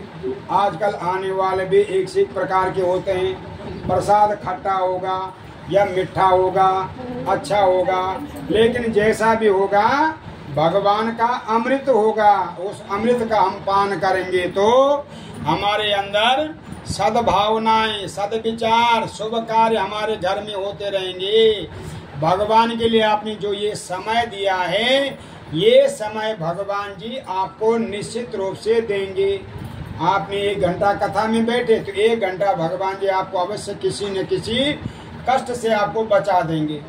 आपने 2 घंटा दिया तो 2 घंटे भगवान जी आपके लिए प्रति समर्पित रहेंगे कि ये भक्त मेरी कथा में रहा था, इसका ऋण है मेरे ऊपर, हैं, तो भगवान उस भक्त का कल्याण कर देते हैं। संपूर्ण पूजा में बैठे हुए हैं तो भगवान ने कहा ये तो विशेष भक्त है मेरा, तो इसके सभी कार्य में सर्वदा सिद्ध करता रहूंगा।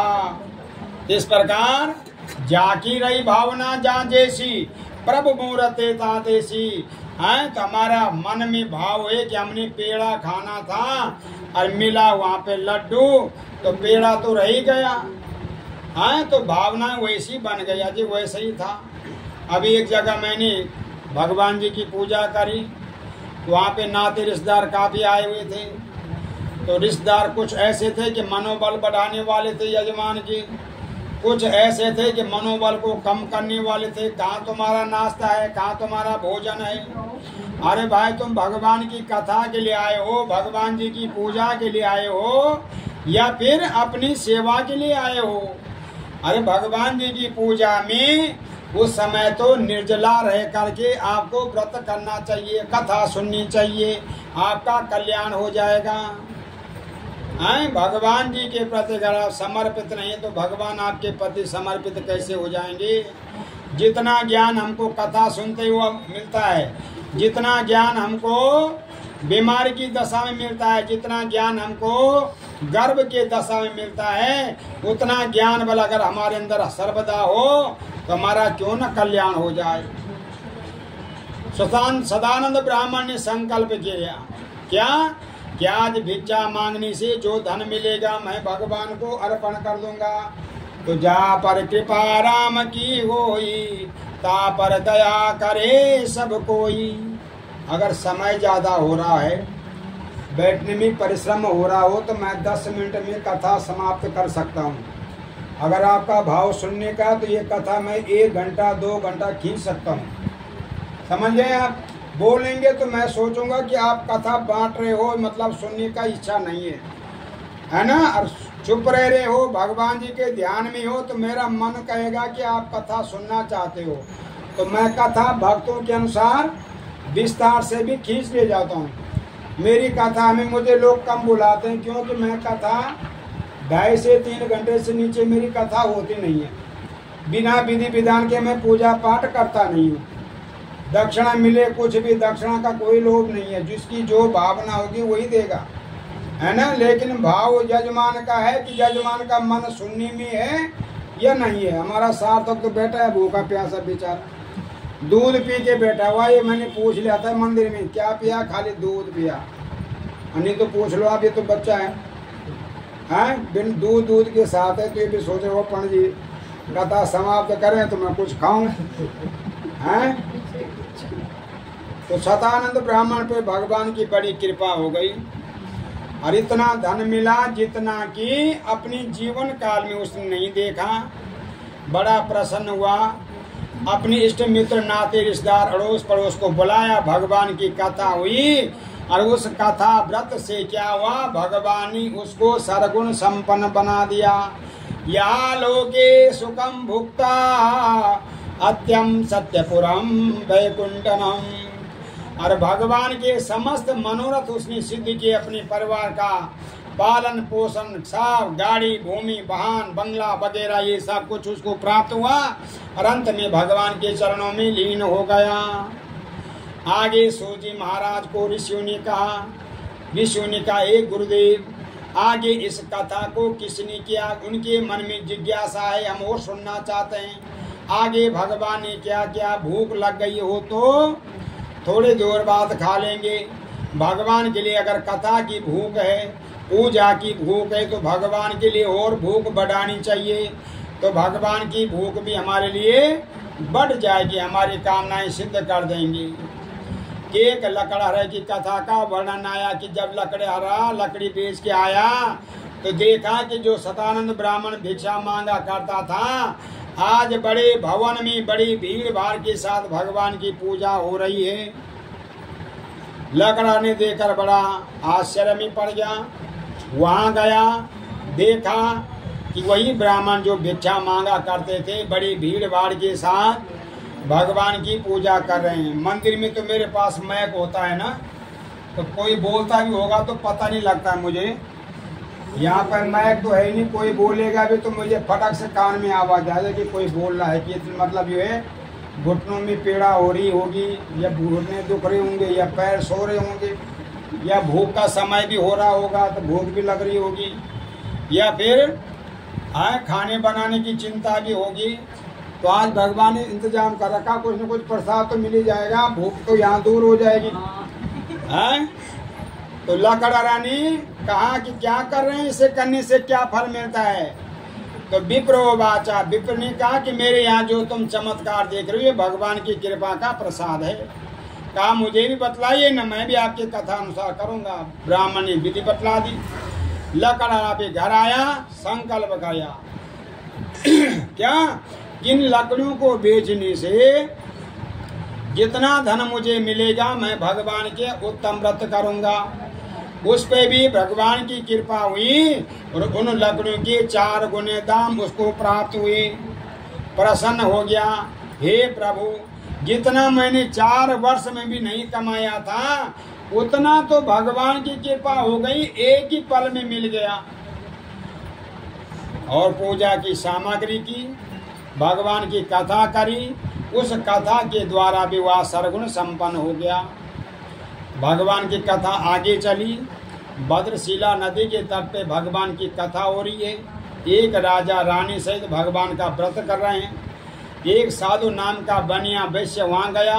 व्रत करते हुए राजा को देखकर बड़े आश्चर्य में पड़ गए कि राजा के पास तो सब कुछ है, राजा सर्वगुण संपन्न है, इनको व्रत करने का क्या प्रयोजन हो सकता है, क्यों कर रहे होंगे पूजा, क्यों कर रहे होंगे कथा।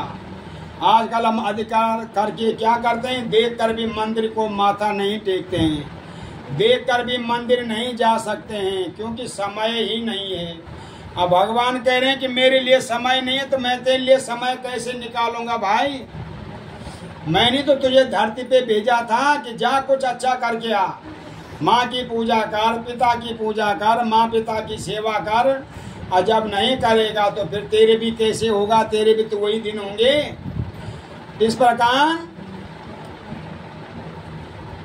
वैश्य ने राजा से पूछे क्या कर रहे हो, इसे करने से क्या फल मिलता है। बाजो बाचा, राजा ने कहा क्या, मम गृहे संतति नास्ति, मेरे घर में संतान नहीं है, और संतान प्राप्ति के लिए महा शक्तिवान भगवान का व्रत कर रहा हूँ, मेरे पास राजपाट सब कुछ है। भगवान ने कहा कि तू मेरे को समर्पित रहेगा तो मैं तेरा कल्याण कर दूंगा। तो मैं भगवान के प्रसन्न करने के लिए, पुत्र प्राप्ति के लिए भगवान का व्रत कर रहा हूँ। साधु ने कहा प्रभु मुझे भी इसकी विधि बतलाइए, मैं भी आपके कथा अनुसार इस व्रत करूंगा। वह घर आया, अपनी धर्मपत्नी से कहा, अब सत्यनारायण भगवान की कथा आप सब लोगों ने सुनी है। तो वैसे की धर्मपत्नी का नाम क्या था और बेटी का नाम क्या था। हाँ, लीलावती कलावती। इसका मतलब ये है कि आपके घर में या आस पड़ोस में 1-2 महीने में कथा हो जाती है।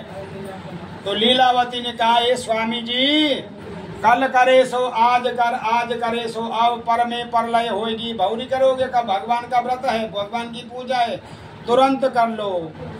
तो वैश्य ने, सेठ ने क्या कहा कि अभी क्यों धन व्यर्थ में नष्ट करोगी, पहले तो ये देख लें कि भगवान हमको संतान देते भी हैं कि नहीं देते हैं।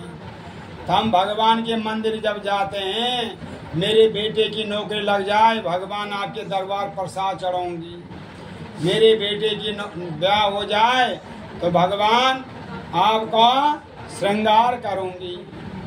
तो भगवान कहते हैं कि भाव तो पहले ही प्रकट हो जाते हैं, सब कुछ है तेरा, सब कुछ तू ही करने वाला है, भगवान को ही अपना सब कुछ मान लो। हे प्रभु आगे आप चलिए, पीछे आप रहिए, मेरे काम को बनाइए, मेरे काम को सिद्ध कीजिए। तो भगवान करते हैं, चमत्कार जरूर होते हैं, नहीं होते हैं चमत्कार, अभी भी होते हैं। और किसी के साथ हुआ ना हुआ, हमारे साथ जरूर हुआ है।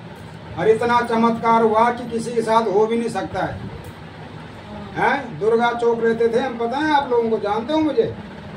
दुर्गा चौक 23 साल हमने पूजा करी वहाँ पे, उस मंदिर को कहाँ तक पहुँचाया है।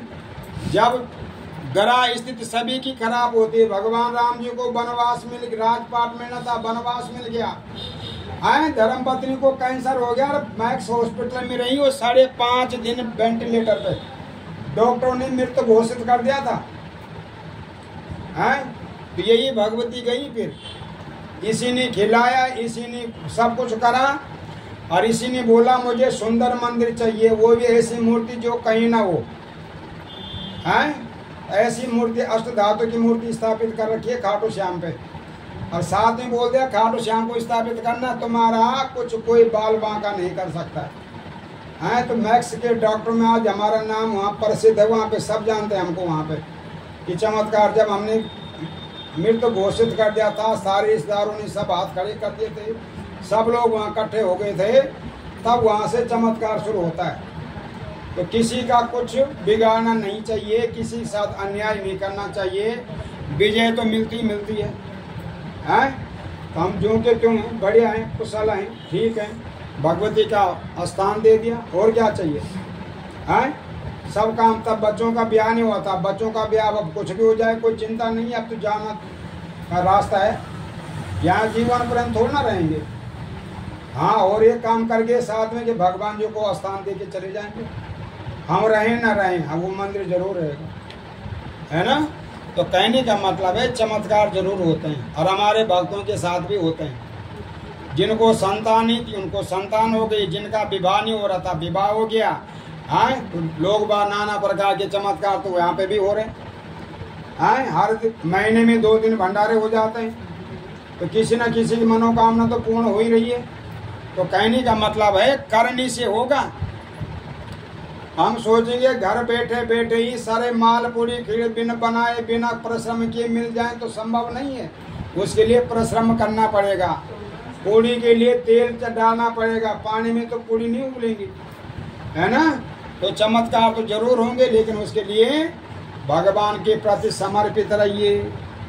तो हमने कहा भाई, डॉक्टरों से भी कहा, नाते रिश्तेदारों से हमने किसी का बुरा नहीं किया, जिसका भी किया अच्छा किया, किसी का पाठ किया होगा तो पूरा किया, किसी का संकल्प लिया होगा तो पूरा किया होगा। तो हमारे साथ बुरा नहीं हो सकता, बिना पत्नी के घर नहीं चल सकता है, ये भी अटल बात है। पति नहीं कुछ कर सकता है, घर बर्बाद हो जाते हैं, हमने देख रखे हैं, देख रहे हैं। और पत्नी संभाल सकती, वो चला सकती है। पत्नियों में, माताओं में, बहनों में इतनी शक्ति है कि वो अपने बच्चों का सबका ध्यान रख सकते हैं, चाहे बच्चे माता पिता का ध्यान न रखते हों, तो माताओं में इतनी शक्ति होती है। तो भगवान की कृपा से 9 महीने के बाद एक सुंदर कन्या का जन्म हुआ, और उसका नामकरण करा गया कलावती। अब लीलावती ने कहा कि आपने भगवान का संकल्प किया था, अब उसको करिए। तो सेठ ने कहा कि जब इसकी छठी करी, नामकरण किया, तो बहुत सा धन खर्च हो गया। आजकल गिफ्ट का जमाना चल गया, धन किसी ने दिया नहीं, गिफ्ट दिया, गिफ्ट ही पूरे घर में हो रहा है। तो इसलिए भगवान की पूजा के लिए धन चाहिए। तो फिर क्या करें कि तब करेंगे जब एक का विवाह है। तो भगवान कहते हैं कि देखो, मनुष्य सब काम बहुत अच्छा कर लेता है। बैंड बाजों के साथ बारात निकलती है, जो बैंड बाजों के साथ नाचते हैं वो 100, 200, 500, 2-2 हजार के नोट ऐसे उड़ा देते हैं कि जैसे उनके यहाँ साक्षात कुबेर का वास हो। और वही व्यक्ति जब मंदिर में जाता है तो वही घिसा पिटा 1 रुपया चढ़ाएगा, ज्यादा से ज्यादा 10 का नोट चढ़ाएगा, और अत्याचार हो गया, ज्यादा हो गया तो 100 का नोट। लेकिन जब वो 2, 10,000, 20,000, 50,000 उसने उड़ा दिए, तब कुछ नहीं देखा, वो नोट पैरों में गिर गए, फट गए, टूट गए, तब नहीं देखा, तब लक्ष्मी का अपमान नहीं हुआ। लेकिन भगवान ने कहा कि मेरे लिए जब आता है तो मुट्ठी बंद कर देता है। भगवान कहा जो मेरे लिए मुँह हाथ खोल के रखता है उसके लिए मैं छप्पर फाड़ के दे देता हूँ। जो मुट्ठी मेरे लिए मुट्ठी बंद कर देता है उसकी मैं तो भाग्य ही किस्मत ही बंद कर देता हूँ। मेरे लिए तो खुला मन खुला विचार चाहिए। वैश्य की कन्या जब बेटी का जन्म होता है तो माता पिता को बड़ी चिंता हो जाती है कि वर कैसा मिले, अच्छा मिले, जो बेटी का ध्यान रख सके, बेटी का पालन पोषण कर सके, कोई अवगुण न हो, शराबी न हो, कबाबी न हो, अय्यास न हो, सुंदर सरगुण संपन्न दामाद मिले। और संस्कार हो तो मिल भी जाते हैं। हैं, जब बेटी अपनी माता पिता की पाली पोसी हुई पढ़ाई लिखाई हुई बेटी ससुराल जाती है तो सास ससुर भी अगर संस्कारी न हो तो बेटी का जीना भी बेकार हो जाता है। जैसे कैसे अपने जीवन को चलाती हैं, लेकिन शास्त्र कह रहे हैं, पुराणों में लिखा हुआ है कि बेटी को संयम धीरज रखना चाहिए। जीवन में अनेक प्रकार के कष्ट हैं, कहीं पत्नी की व्यवस्था, कहीं पति की व्यवस्था, कहीं पति खराब, कहीं पत्नी, ये सब संस्कारों के अनुसार।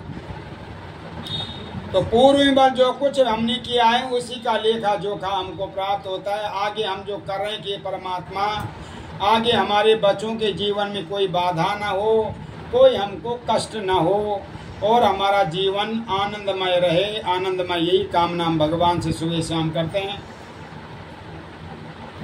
लेकिन विवाह भी हो गया, फिर भूल गया। भगवान ने कहा तुम झूठे हो, भ्रष्ट प्रतिज्ञा, झूठा बोलते हो, झूठ बोलते हो, कितना झूठ बोलोगे। हैं, अति सर्वत बीज अति रूपेण वो सीता, अति गर्भेण रावणम, अति बल हमेशा वर्जित है। तुम झूठ पे झूठ बोलो, झूठ के कोई पैर थोड़ा ना होते हैं। कहा तुम्हें भविष्य में कठिन दुख प्राप्त होगा। वैश्य ने कन्या का विवाह तो कर दिया, दामाद से बोला देखो मेरी एक बेटी थी, मेरे पास जो कुछ है आज भी तुम्हारा है, कल भी तुम्हारा ही है, दोनों एक साथ व्यापार करते हैं। दामाद ने स्वीकृति दे दी। दोनों ससुर जमाए राजा चंद्रकेतु के नगर में व्यापार करने जाते हैं। उन्हें भगवान ने झूठा भ्रष्ट प्रतिज्ञा का श्राप दिया था कि तुम्हें दुख प्राप्त होगा। दो चोर राजा के राजमहल में गए, उन्होंने राज मुद्रा चुराई और जब भाग रहे थे कि राजा की सिपाही ने उनका पीछा किया। चोर भी डर के मारे घबराते हुए कहाँ जा पहुंचे, जहाँ पे दोनों ससुर जमाए विश्राम कर रहे थे। उनको चोर समझ करके राजा के सामने पेश कर दिया। जितना धन उन्होंने कमा रखा था उसे राजा ने अपने अधीन कर लिया। घर में भी चोरी हो गई, जो धन रखा हुआ था, जो सामान था, चोर चुरा करके ले लिए। शारीरिक मानसिक पीड़ा से माता पुत्री घर घर जाके भिक्षा मांगने लगी। एक दिन एक पुत्री एक ब्राह्मण के घर में गई, भगवान की कथा सुनी। रात्रि में अपनी माँ से मिली, हे माँ मैंने एक ब्राह्मण के घर में मनोवांछित फल देने वाला व्रत कथा सुनी है। माँ को याद आ गई, हे बेटी तेरे जन्म से पहले मैंने संकल्प किया था, हमने संकल्प किया था कि हम भगवान का पूजन करेंगे, लेकिन समय ही नहीं आया। भगवान के लिए हम समय ही तो नहीं निकालते। सुख में सुमिरन सब, दुख में सुमिरन सब करे, सुख में करे न कोई, जो सुख में सुमिरन कहे तो दुख का हो। जब दुख आता है तब भगवान याद आते हैं। सुख में तो हम मौज मस्ती में होते हैं, हमारा कौन क्या बिगाड़ सकता है, हमसे बड़ा कोई है नहीं, हम किसी से कम नहीं। इसलिए सुख का लोभी सुख में किसी को नहीं देखता है, भगवान को भी नहीं मानता है। जब उसी सुखी व्यक्ति को दुख आता है तो चारों तरफ से घेर लेता है और तब भगवान याद आते हैं कि अगर भगवान हैं तो भगवान कैसे सुनेंगे एक पल में। फिर भी भगवान दयामय होते हैं, करुणामय होते हैं। तो भगवान की कथा हुई, राजा को भगवान ने स्वप्न में दर्शन दे दिया, हे राजन दोनों वैश्य कुमार निर्दोष हैं, वो चोर नहीं है, तुम्हारा धन वहीं रखा हुआ था, देव योग से उनको ये कष्ट मिल रहा है, तुम उनको छोड़ दो। तुमने मेरा कहना नहीं किया, माना तो मैं तुम्हारा सब कुछ नष्ट कर दूंगा। तो जो विद्वान लोग होते हैं, सज्जन लोग होते हैं, उनके सज्जन ही मित्र होते हैं। जो दुष्ट होते हैं उनके दुष्ट ही सज्जन होते हैं, दुष्ट ही मित्र होते हैं। और जो चोर होंगे वो चोर ही का संग करेंगे, इस प्रकार जैसा बल संग करेंगे वैसे ही बन जाएंगे, जैसा अन्न खाएंगे वैसा ही मन बन जाता है। तो भगवान का जो ध्यान जिस भाव से करता है भगवान उसको उसी भाव में फल दे देते हैं। हम भगवान को सड़ा गला फल चढ़ा सकते हैं और उस फल की जगह अच्छा उत्तम फल चाहते हैं, तो भगवान को नहीं पता कि इसके घर में ये फल बेकार पड़ा हुआ था, इसका ये वस्त्र किसी काम का नहीं था, इसका ये फल भी किसी काम का नहीं था, इसका ये सामग्री भी किसी काम की नहीं थी, मुझे चढ़ा दिया। तो भगवान को तो सब जानते हैं। भगवान तो राजा को रंग बना सकते हैं, रंग को राजा बना सकते हैं, भगवान को सब पता है। तो राजा विद्वान था और विद्वानों के विद्वान ही मित्र होते हैं। मंत्राण की ऐसा स्वप्न हुआ। सभासद भी जो गुरुजन हैं कहा कि राजन स्वप्न के अनुसार ही आप कीजिए, क्योंकि आपको जो स्वप्न हुआ है वो खराब नहीं है, वो शुभ लक्षण वाला है, ऐसे कीजिए। राजा ने दोनों वैश्य कुमारों को छोड़ने का क्या दिया, जितना धन लिया था उसे दुगना दिया। दोनों प्रसन्न होकर उन्होंने अपने नगर के लिए प्रस्थान किया और साय के समय अपनी नाव को नदी के किनारे पे खड़ी करके भगवान की संध्या पूजा अर्चना करी। हमारे जीवन में प्रत्येक दिन 3 काल आते हैं, प्रातः काल, मध्य काल और सायंकाल। तीनों काल की हम पूजा अर्चना आराधना करते हैं। तो प्रातः काल तो सोने में 12-1-2 बजे तक मोबाइल, तो प्रातः काल हम देखते नहीं है, 11-12 बजे हो जाते हैं। बच्चों की छुट्टी पड़ जाए तो 11-12 बजे, और भी जो व्यवस्था है तो 11-12 बजे 10 बजे।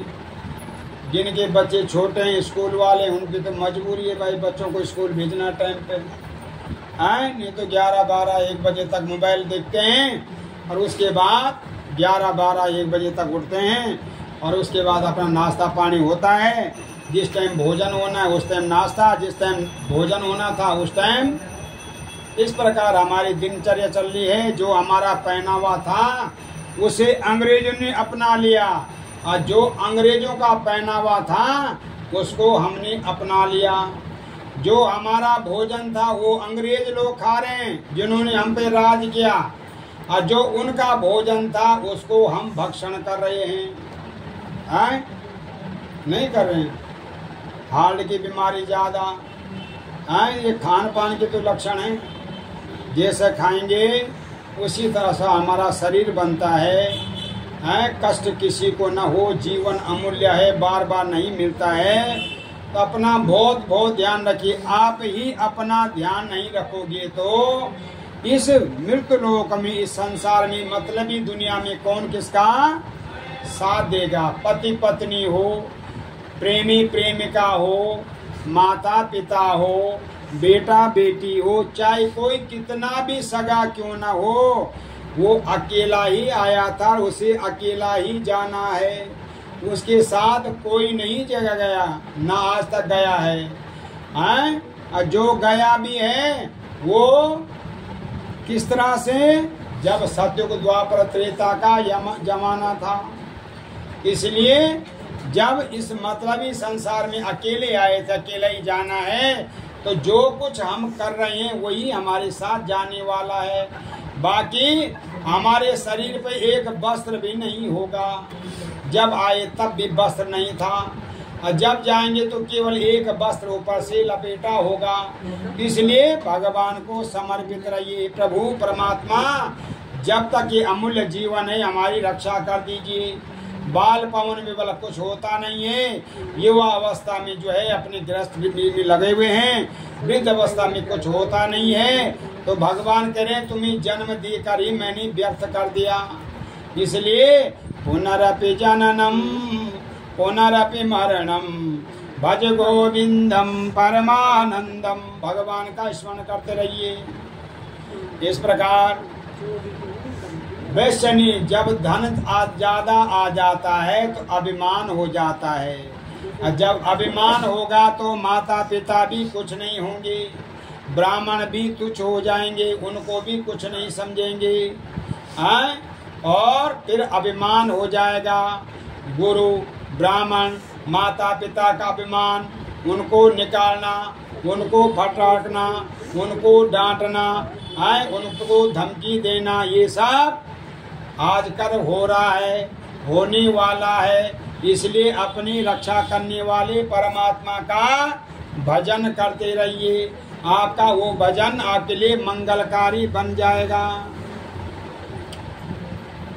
तो भगवान ने पूछा तुम्हारे नाव में क्या भरा हुआ है? तो धन के मद में सेठ ने कहा क्यों पूछता है, क्या धन लेना चाहता है? मेरी नाव में तो लता पत्र भरा हुआ है। उसके कठोर असत्य अभाषण, कटु वाक्य सुनकर अपमान कर दिया दंडी ब्राह्मण का, भगवान का। अरे क्यों पूछ रहा है? नाना प्रकार का उसको डांटा। मेरे नाम में तो लता पत्र भरा हुआ है। भगवान का सत्यम भवतु ते बचा, तुम्हारा वचन ही सत्य हो। और वहां से हट गए, सिंधु के किनारे बैठ गए। वैश्य ने अपनी पूजा संपन्न करी। नाव में लता पत्र देखा, बेहोश हो गया। जब होश आया तो दामाद ने कहा कि ये दंडी का श्राप है, उनकी शरण में जाएंगे तो मनोकामना पूर्ण होगी। दोनों दंडी स्वामी के पास गए। 5 मिनट में कथा संपन्न कर रहे हैं, बस आपका कल्याण हो जाएगा। घुटनों का दर्द भी ठीक हो जाएगा, थोड़े खड़े उठेंगे तो भी ठीक हो जाएगा।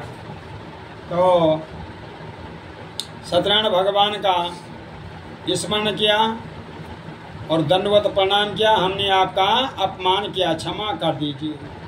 तो भगवान के प्रति समर्पित रहेंगे तो भगवान भी हमारे प्रति समर्पित रह जाते हैं। और कहा कि तुम रो मत, तुमने मेरी पूजा करने का संकल्प किया था, किंतु आज तक तुमने मेरी पूजा नहीं करी, इससे तुम्हें बार बार दुख प्राप्त हुआ है।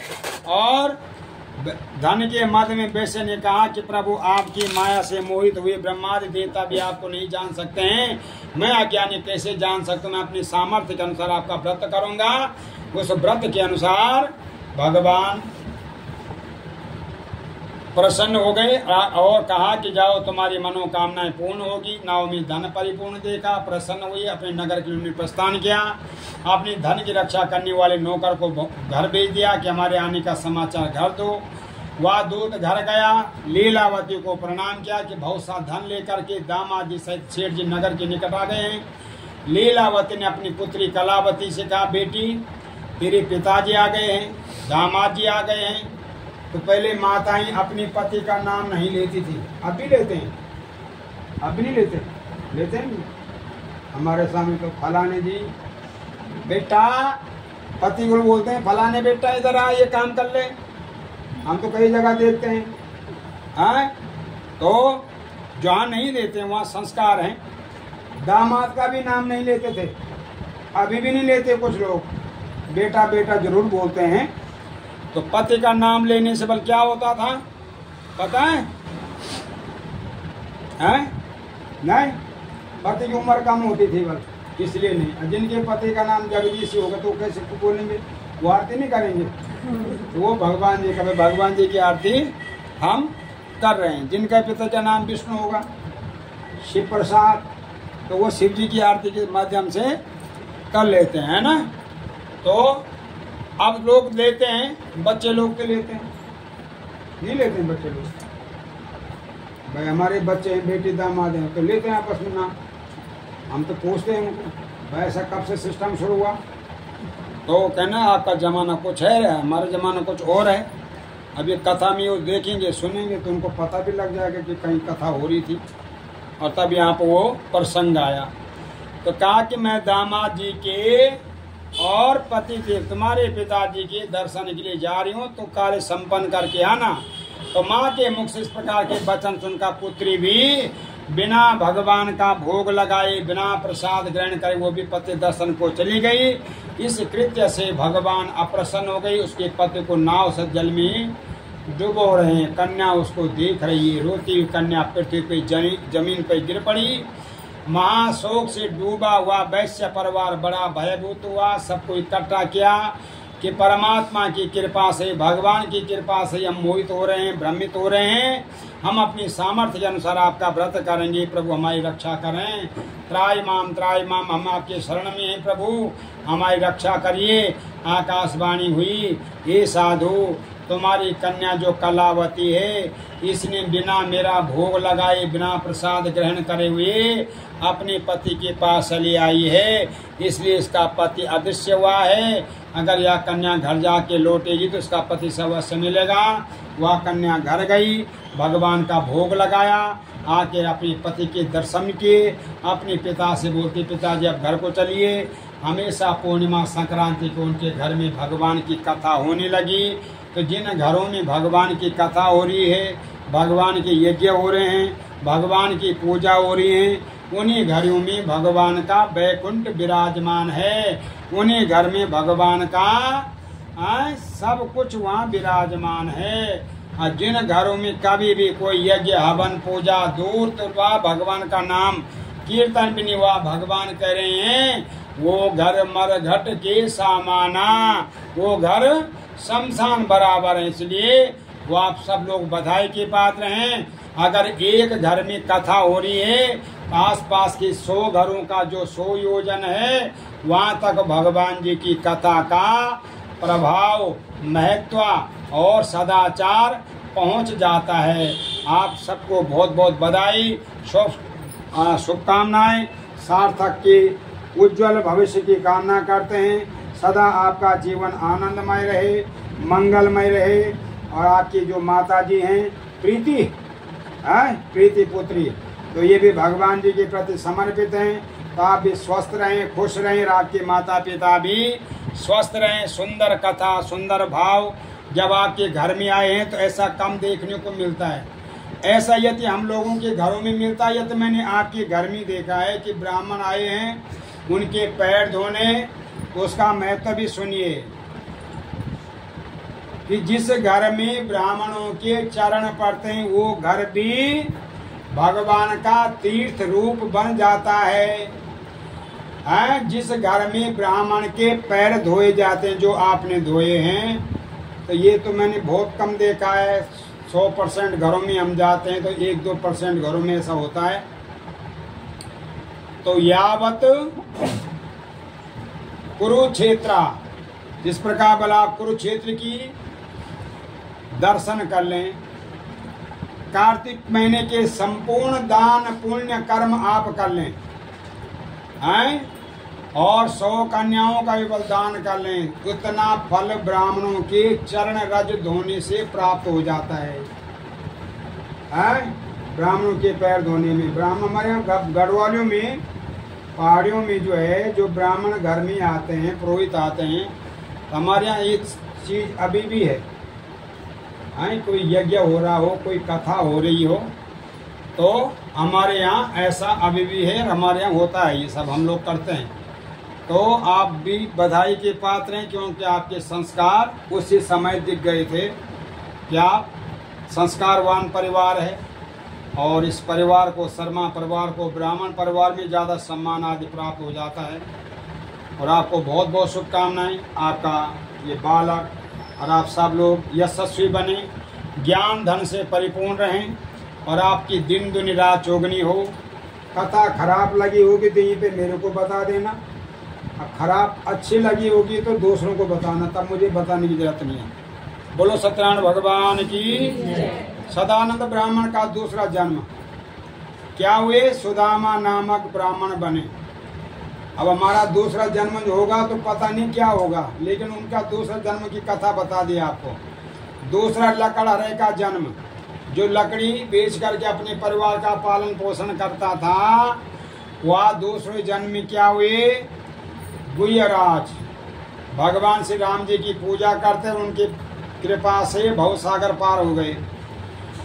साधु नाम का जो वैश्य था, वो दूसरे जन्म में मोरध्वज नाम के राजा हुए। और इतने दानी हुए कि पहले इतना दान दौड़ देते थे कि अपने घर परिवार राजपाट दान दे दिए राजाओं ने। पहले जो बोल दिया उसमें कोई मोह नहीं होता था। हरिश्चंद्र ने सब कुछ दे दिया है, पुत्र को दे दिया, पुत्री को, पत्नी को दे दिया, राजपाट दे दिया। हाँ, परीक्षा कितनी दी लोगों ने, और हम कहते हैं हमारे जीवन में इतने कष्ट, तो हम कहाँ इतनी परीक्षा दे पाते। और दे रहे हैं तो सफल भी भगवान कर देते हैं। अगर हम जीवित हैं तो भगवान की इतनी कम कृपा है। कष्ट तो सभी के जीवन में है, तो भगवान से प्रार्थना करें कि प्रभु हमारे जीवन में कोई कष्ट, कोई भय न हो। साधु नाम का जो राजा था, जो भद्रशिला नदी के तट पे जो व्रत कर रहे थे, दशरथ नाम के राजा हुए। भगवान श्री राम जी का स्मरण करके वो भवसागर पार हुए। और तुंगाध्वज नाम के जो राजा थे, वो स्वयं भूमनुवीर संपूर्ण भागवत की कथा श्रवण करके उन्होंने भी मोक्ष प्राप्त किया। तो भगवान की कथा जो करते हैं उनको मन वांछित फल की प्राप्ति होती है। जो धनहीन है, जिनके पास धन नहीं आता है, न रुकता है, उनको उनके जीवन में धन की वृद्धि होनी शुरू हो जाती है। जो संतानहीन है, उनको संतान की प्राप्ति होती है। जो बंधन में है, जेल में है, या किसी भी बंधन में, वो बंधन मुक्त हो जाते हैं। तो भगवान सबकी मनोकामनाएं पूर्ण करते हैं। थोड़ा बहुत करते रहिए, थोड़ा बहुत की कोई गिनती नहीं है। बाकी आप सब लोगों को बहुत बहुत शुभकामनाएं, बहुत बहुत बधाई, प्रणाम। जय श्री राम, जय श्री श्याम, जय माता दी। बोले सत्यनारायण भगवान की। भज मन नारायण नारायण, श्री मन नारायण नारायण, लक्ष्मी नारायण। दो ईंट ले आओ। नारायण राधे नारायण, नारायण रटमन नारायण, नारायण राधे नारायण नारायण, श्रीमन नारायण नारायण नारायण। बोलो वृंदावन बिहारी लाल की जय। आराध्यां समर्पयामि सत्यनारायणाय नमः। भगवते श्री विष्णवे नमः। सीताराम पतये नमः। मंत्राथफला संतु पूर्ण हो गया शांति भवतु पारिकः। नारायणाय नमो नमः। सर्वार शांत। क्या कोई बात नहीं, चिपकेगी तो क्या होगा, उसी पे तो चिपकेगी। नारायणाय नमो नमः। थोड़ा पानी पिला दो भाई साहब। हाँ, पैन तो नहीं लगा ज्यादा। बहुत अच्छा कहे, मैं भी बुलाऊंगी अभी तो सवाई की वजह से। नहीं, हमारी विधि ही यही है, कथा की विधि ही यही है, पूजा की विधि ही यही है ना। अब इसमें हम शॉर्ट करें थे, अब जजमान को पता नहीं है, फिर ब्राह्मण को पता नहीं, शॉर्ट नहीं होना चाहिए। बाबू डाल दो, डाल दो, दो। राधे श्याम। बस बस बस बस हो गया था।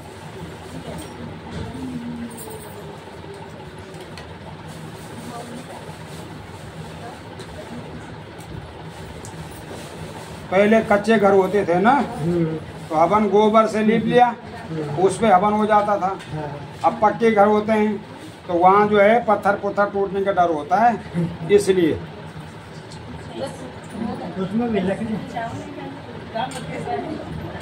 राधे श्याम। आपका घर कहाँ है देवी? अयोध्या है। साथ में राम जी के दर्शन ही होंगे, राम सीता के दर्शन हो क्या चाहिए। वो भी निकाल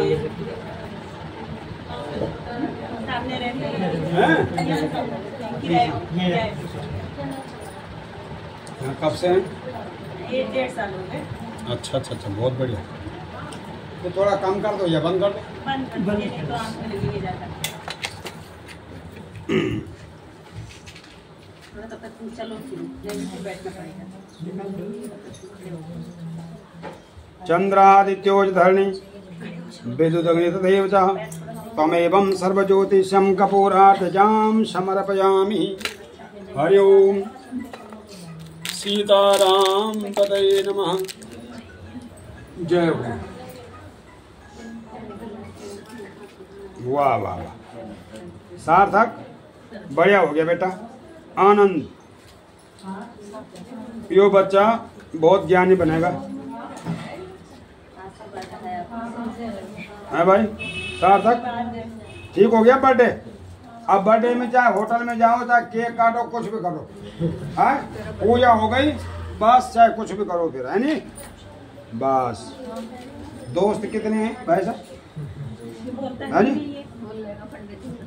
हाँ वो तो मना करा था कि मेरे नाना ने मना करा किसी से बात ना करियो। नारायण आय नमो नमः। हाँ मेरे से तो बोलता है।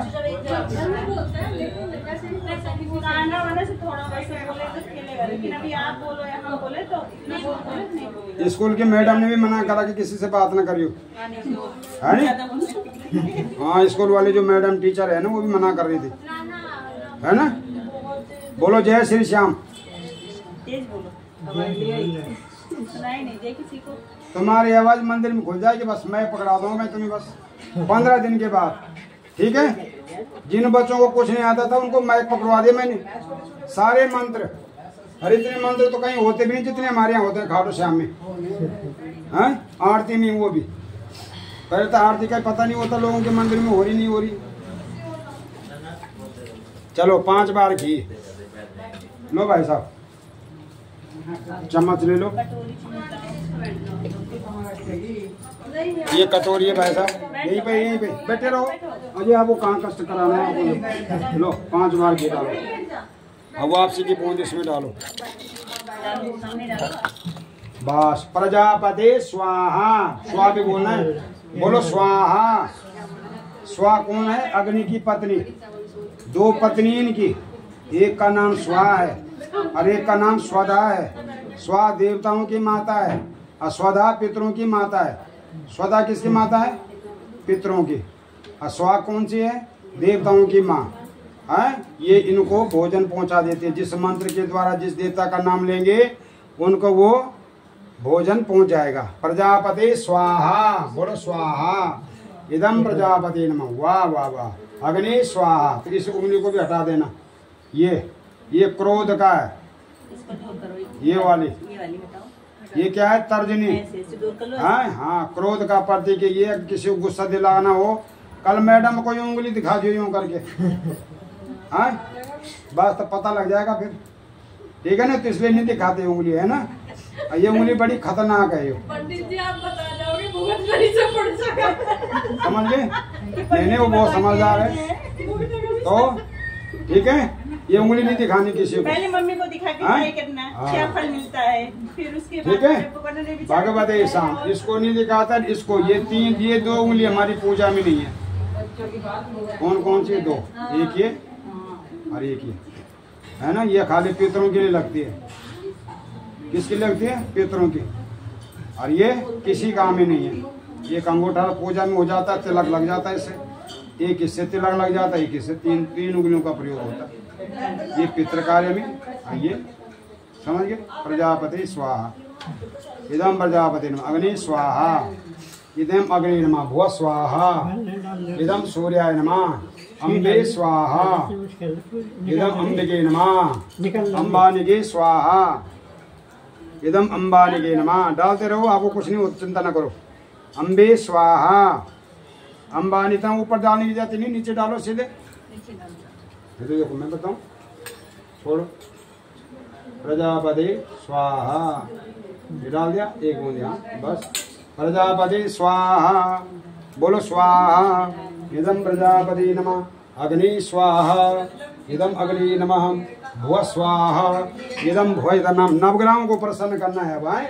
सूर्याय नमः स्वाहा, चंद्रमा के लिए। चंद्रमा से नमः स्वाहा, मंगल को प्रसन्न करने के लिए। क्रांकनी पोसा भूमाय नमः स्वाहा, बुद्ध देवता को प्रसन्न करने के लिए। ब्राह्मणी पोसा बुधाय नमः स्वाहा, बृहस्पति देवता को प्रसन्न करने के लिए। ब्राह्मणी पोसा बृहस्पति नमः स्वाहा, शुक्र देवता को प्रसन्न करना है। ओम द्राधनी पोसा शुक्राय नमः स्वाहा, शनिदेव को प्रसन्न करना है। ब्राह्मणी पोसा शनिश्राय नमः स्वाहा। अब राहु को प्रसन्न करने के लिए ओम भ्रां भ्रीं धूमसारावे नमः स्वाहा। ज्यादा ऊपर पड़ा भाई साहब, थोड़ा सामने डालो डायरेक्ट।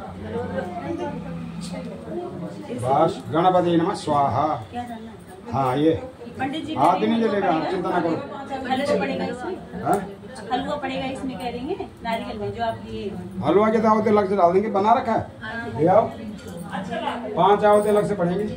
हरि ओम गणानंत्वा गणपति गंगवामहि प्रियानंत्वा प्रियपति गंग। ये भी इसलिए फाड़ते हैं इसको, इसमें फट जाता है ये, है ना।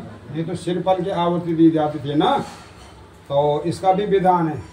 इसमें आवती डालने से कितने लोगों को आप प्रसाद बांट सकते हो। नहीं तो सुपारी की आवती पूर्ण आवती डालोगे तो कितने लोगों को प्रसाद बांटोगे। पूर्ण आवती का विधान है ये। नारियल की आवती डालने से कितने लोगों का भंडारा होगा, है ना। ये अलग अलग सिस्टम है इस चीज का। तो जो बड़े यज्ञ होते हैं ना उनमें डालते हैं, तो फाड़ते हैं उनको, जिससे ब्लास्ट ना हो से फटते हैं ये। गण गण गण गणपति नमः स्वाहा, क्लीं दुर्गाय नमः स्वाहा। चलिए सामग्री, चलिए साहब।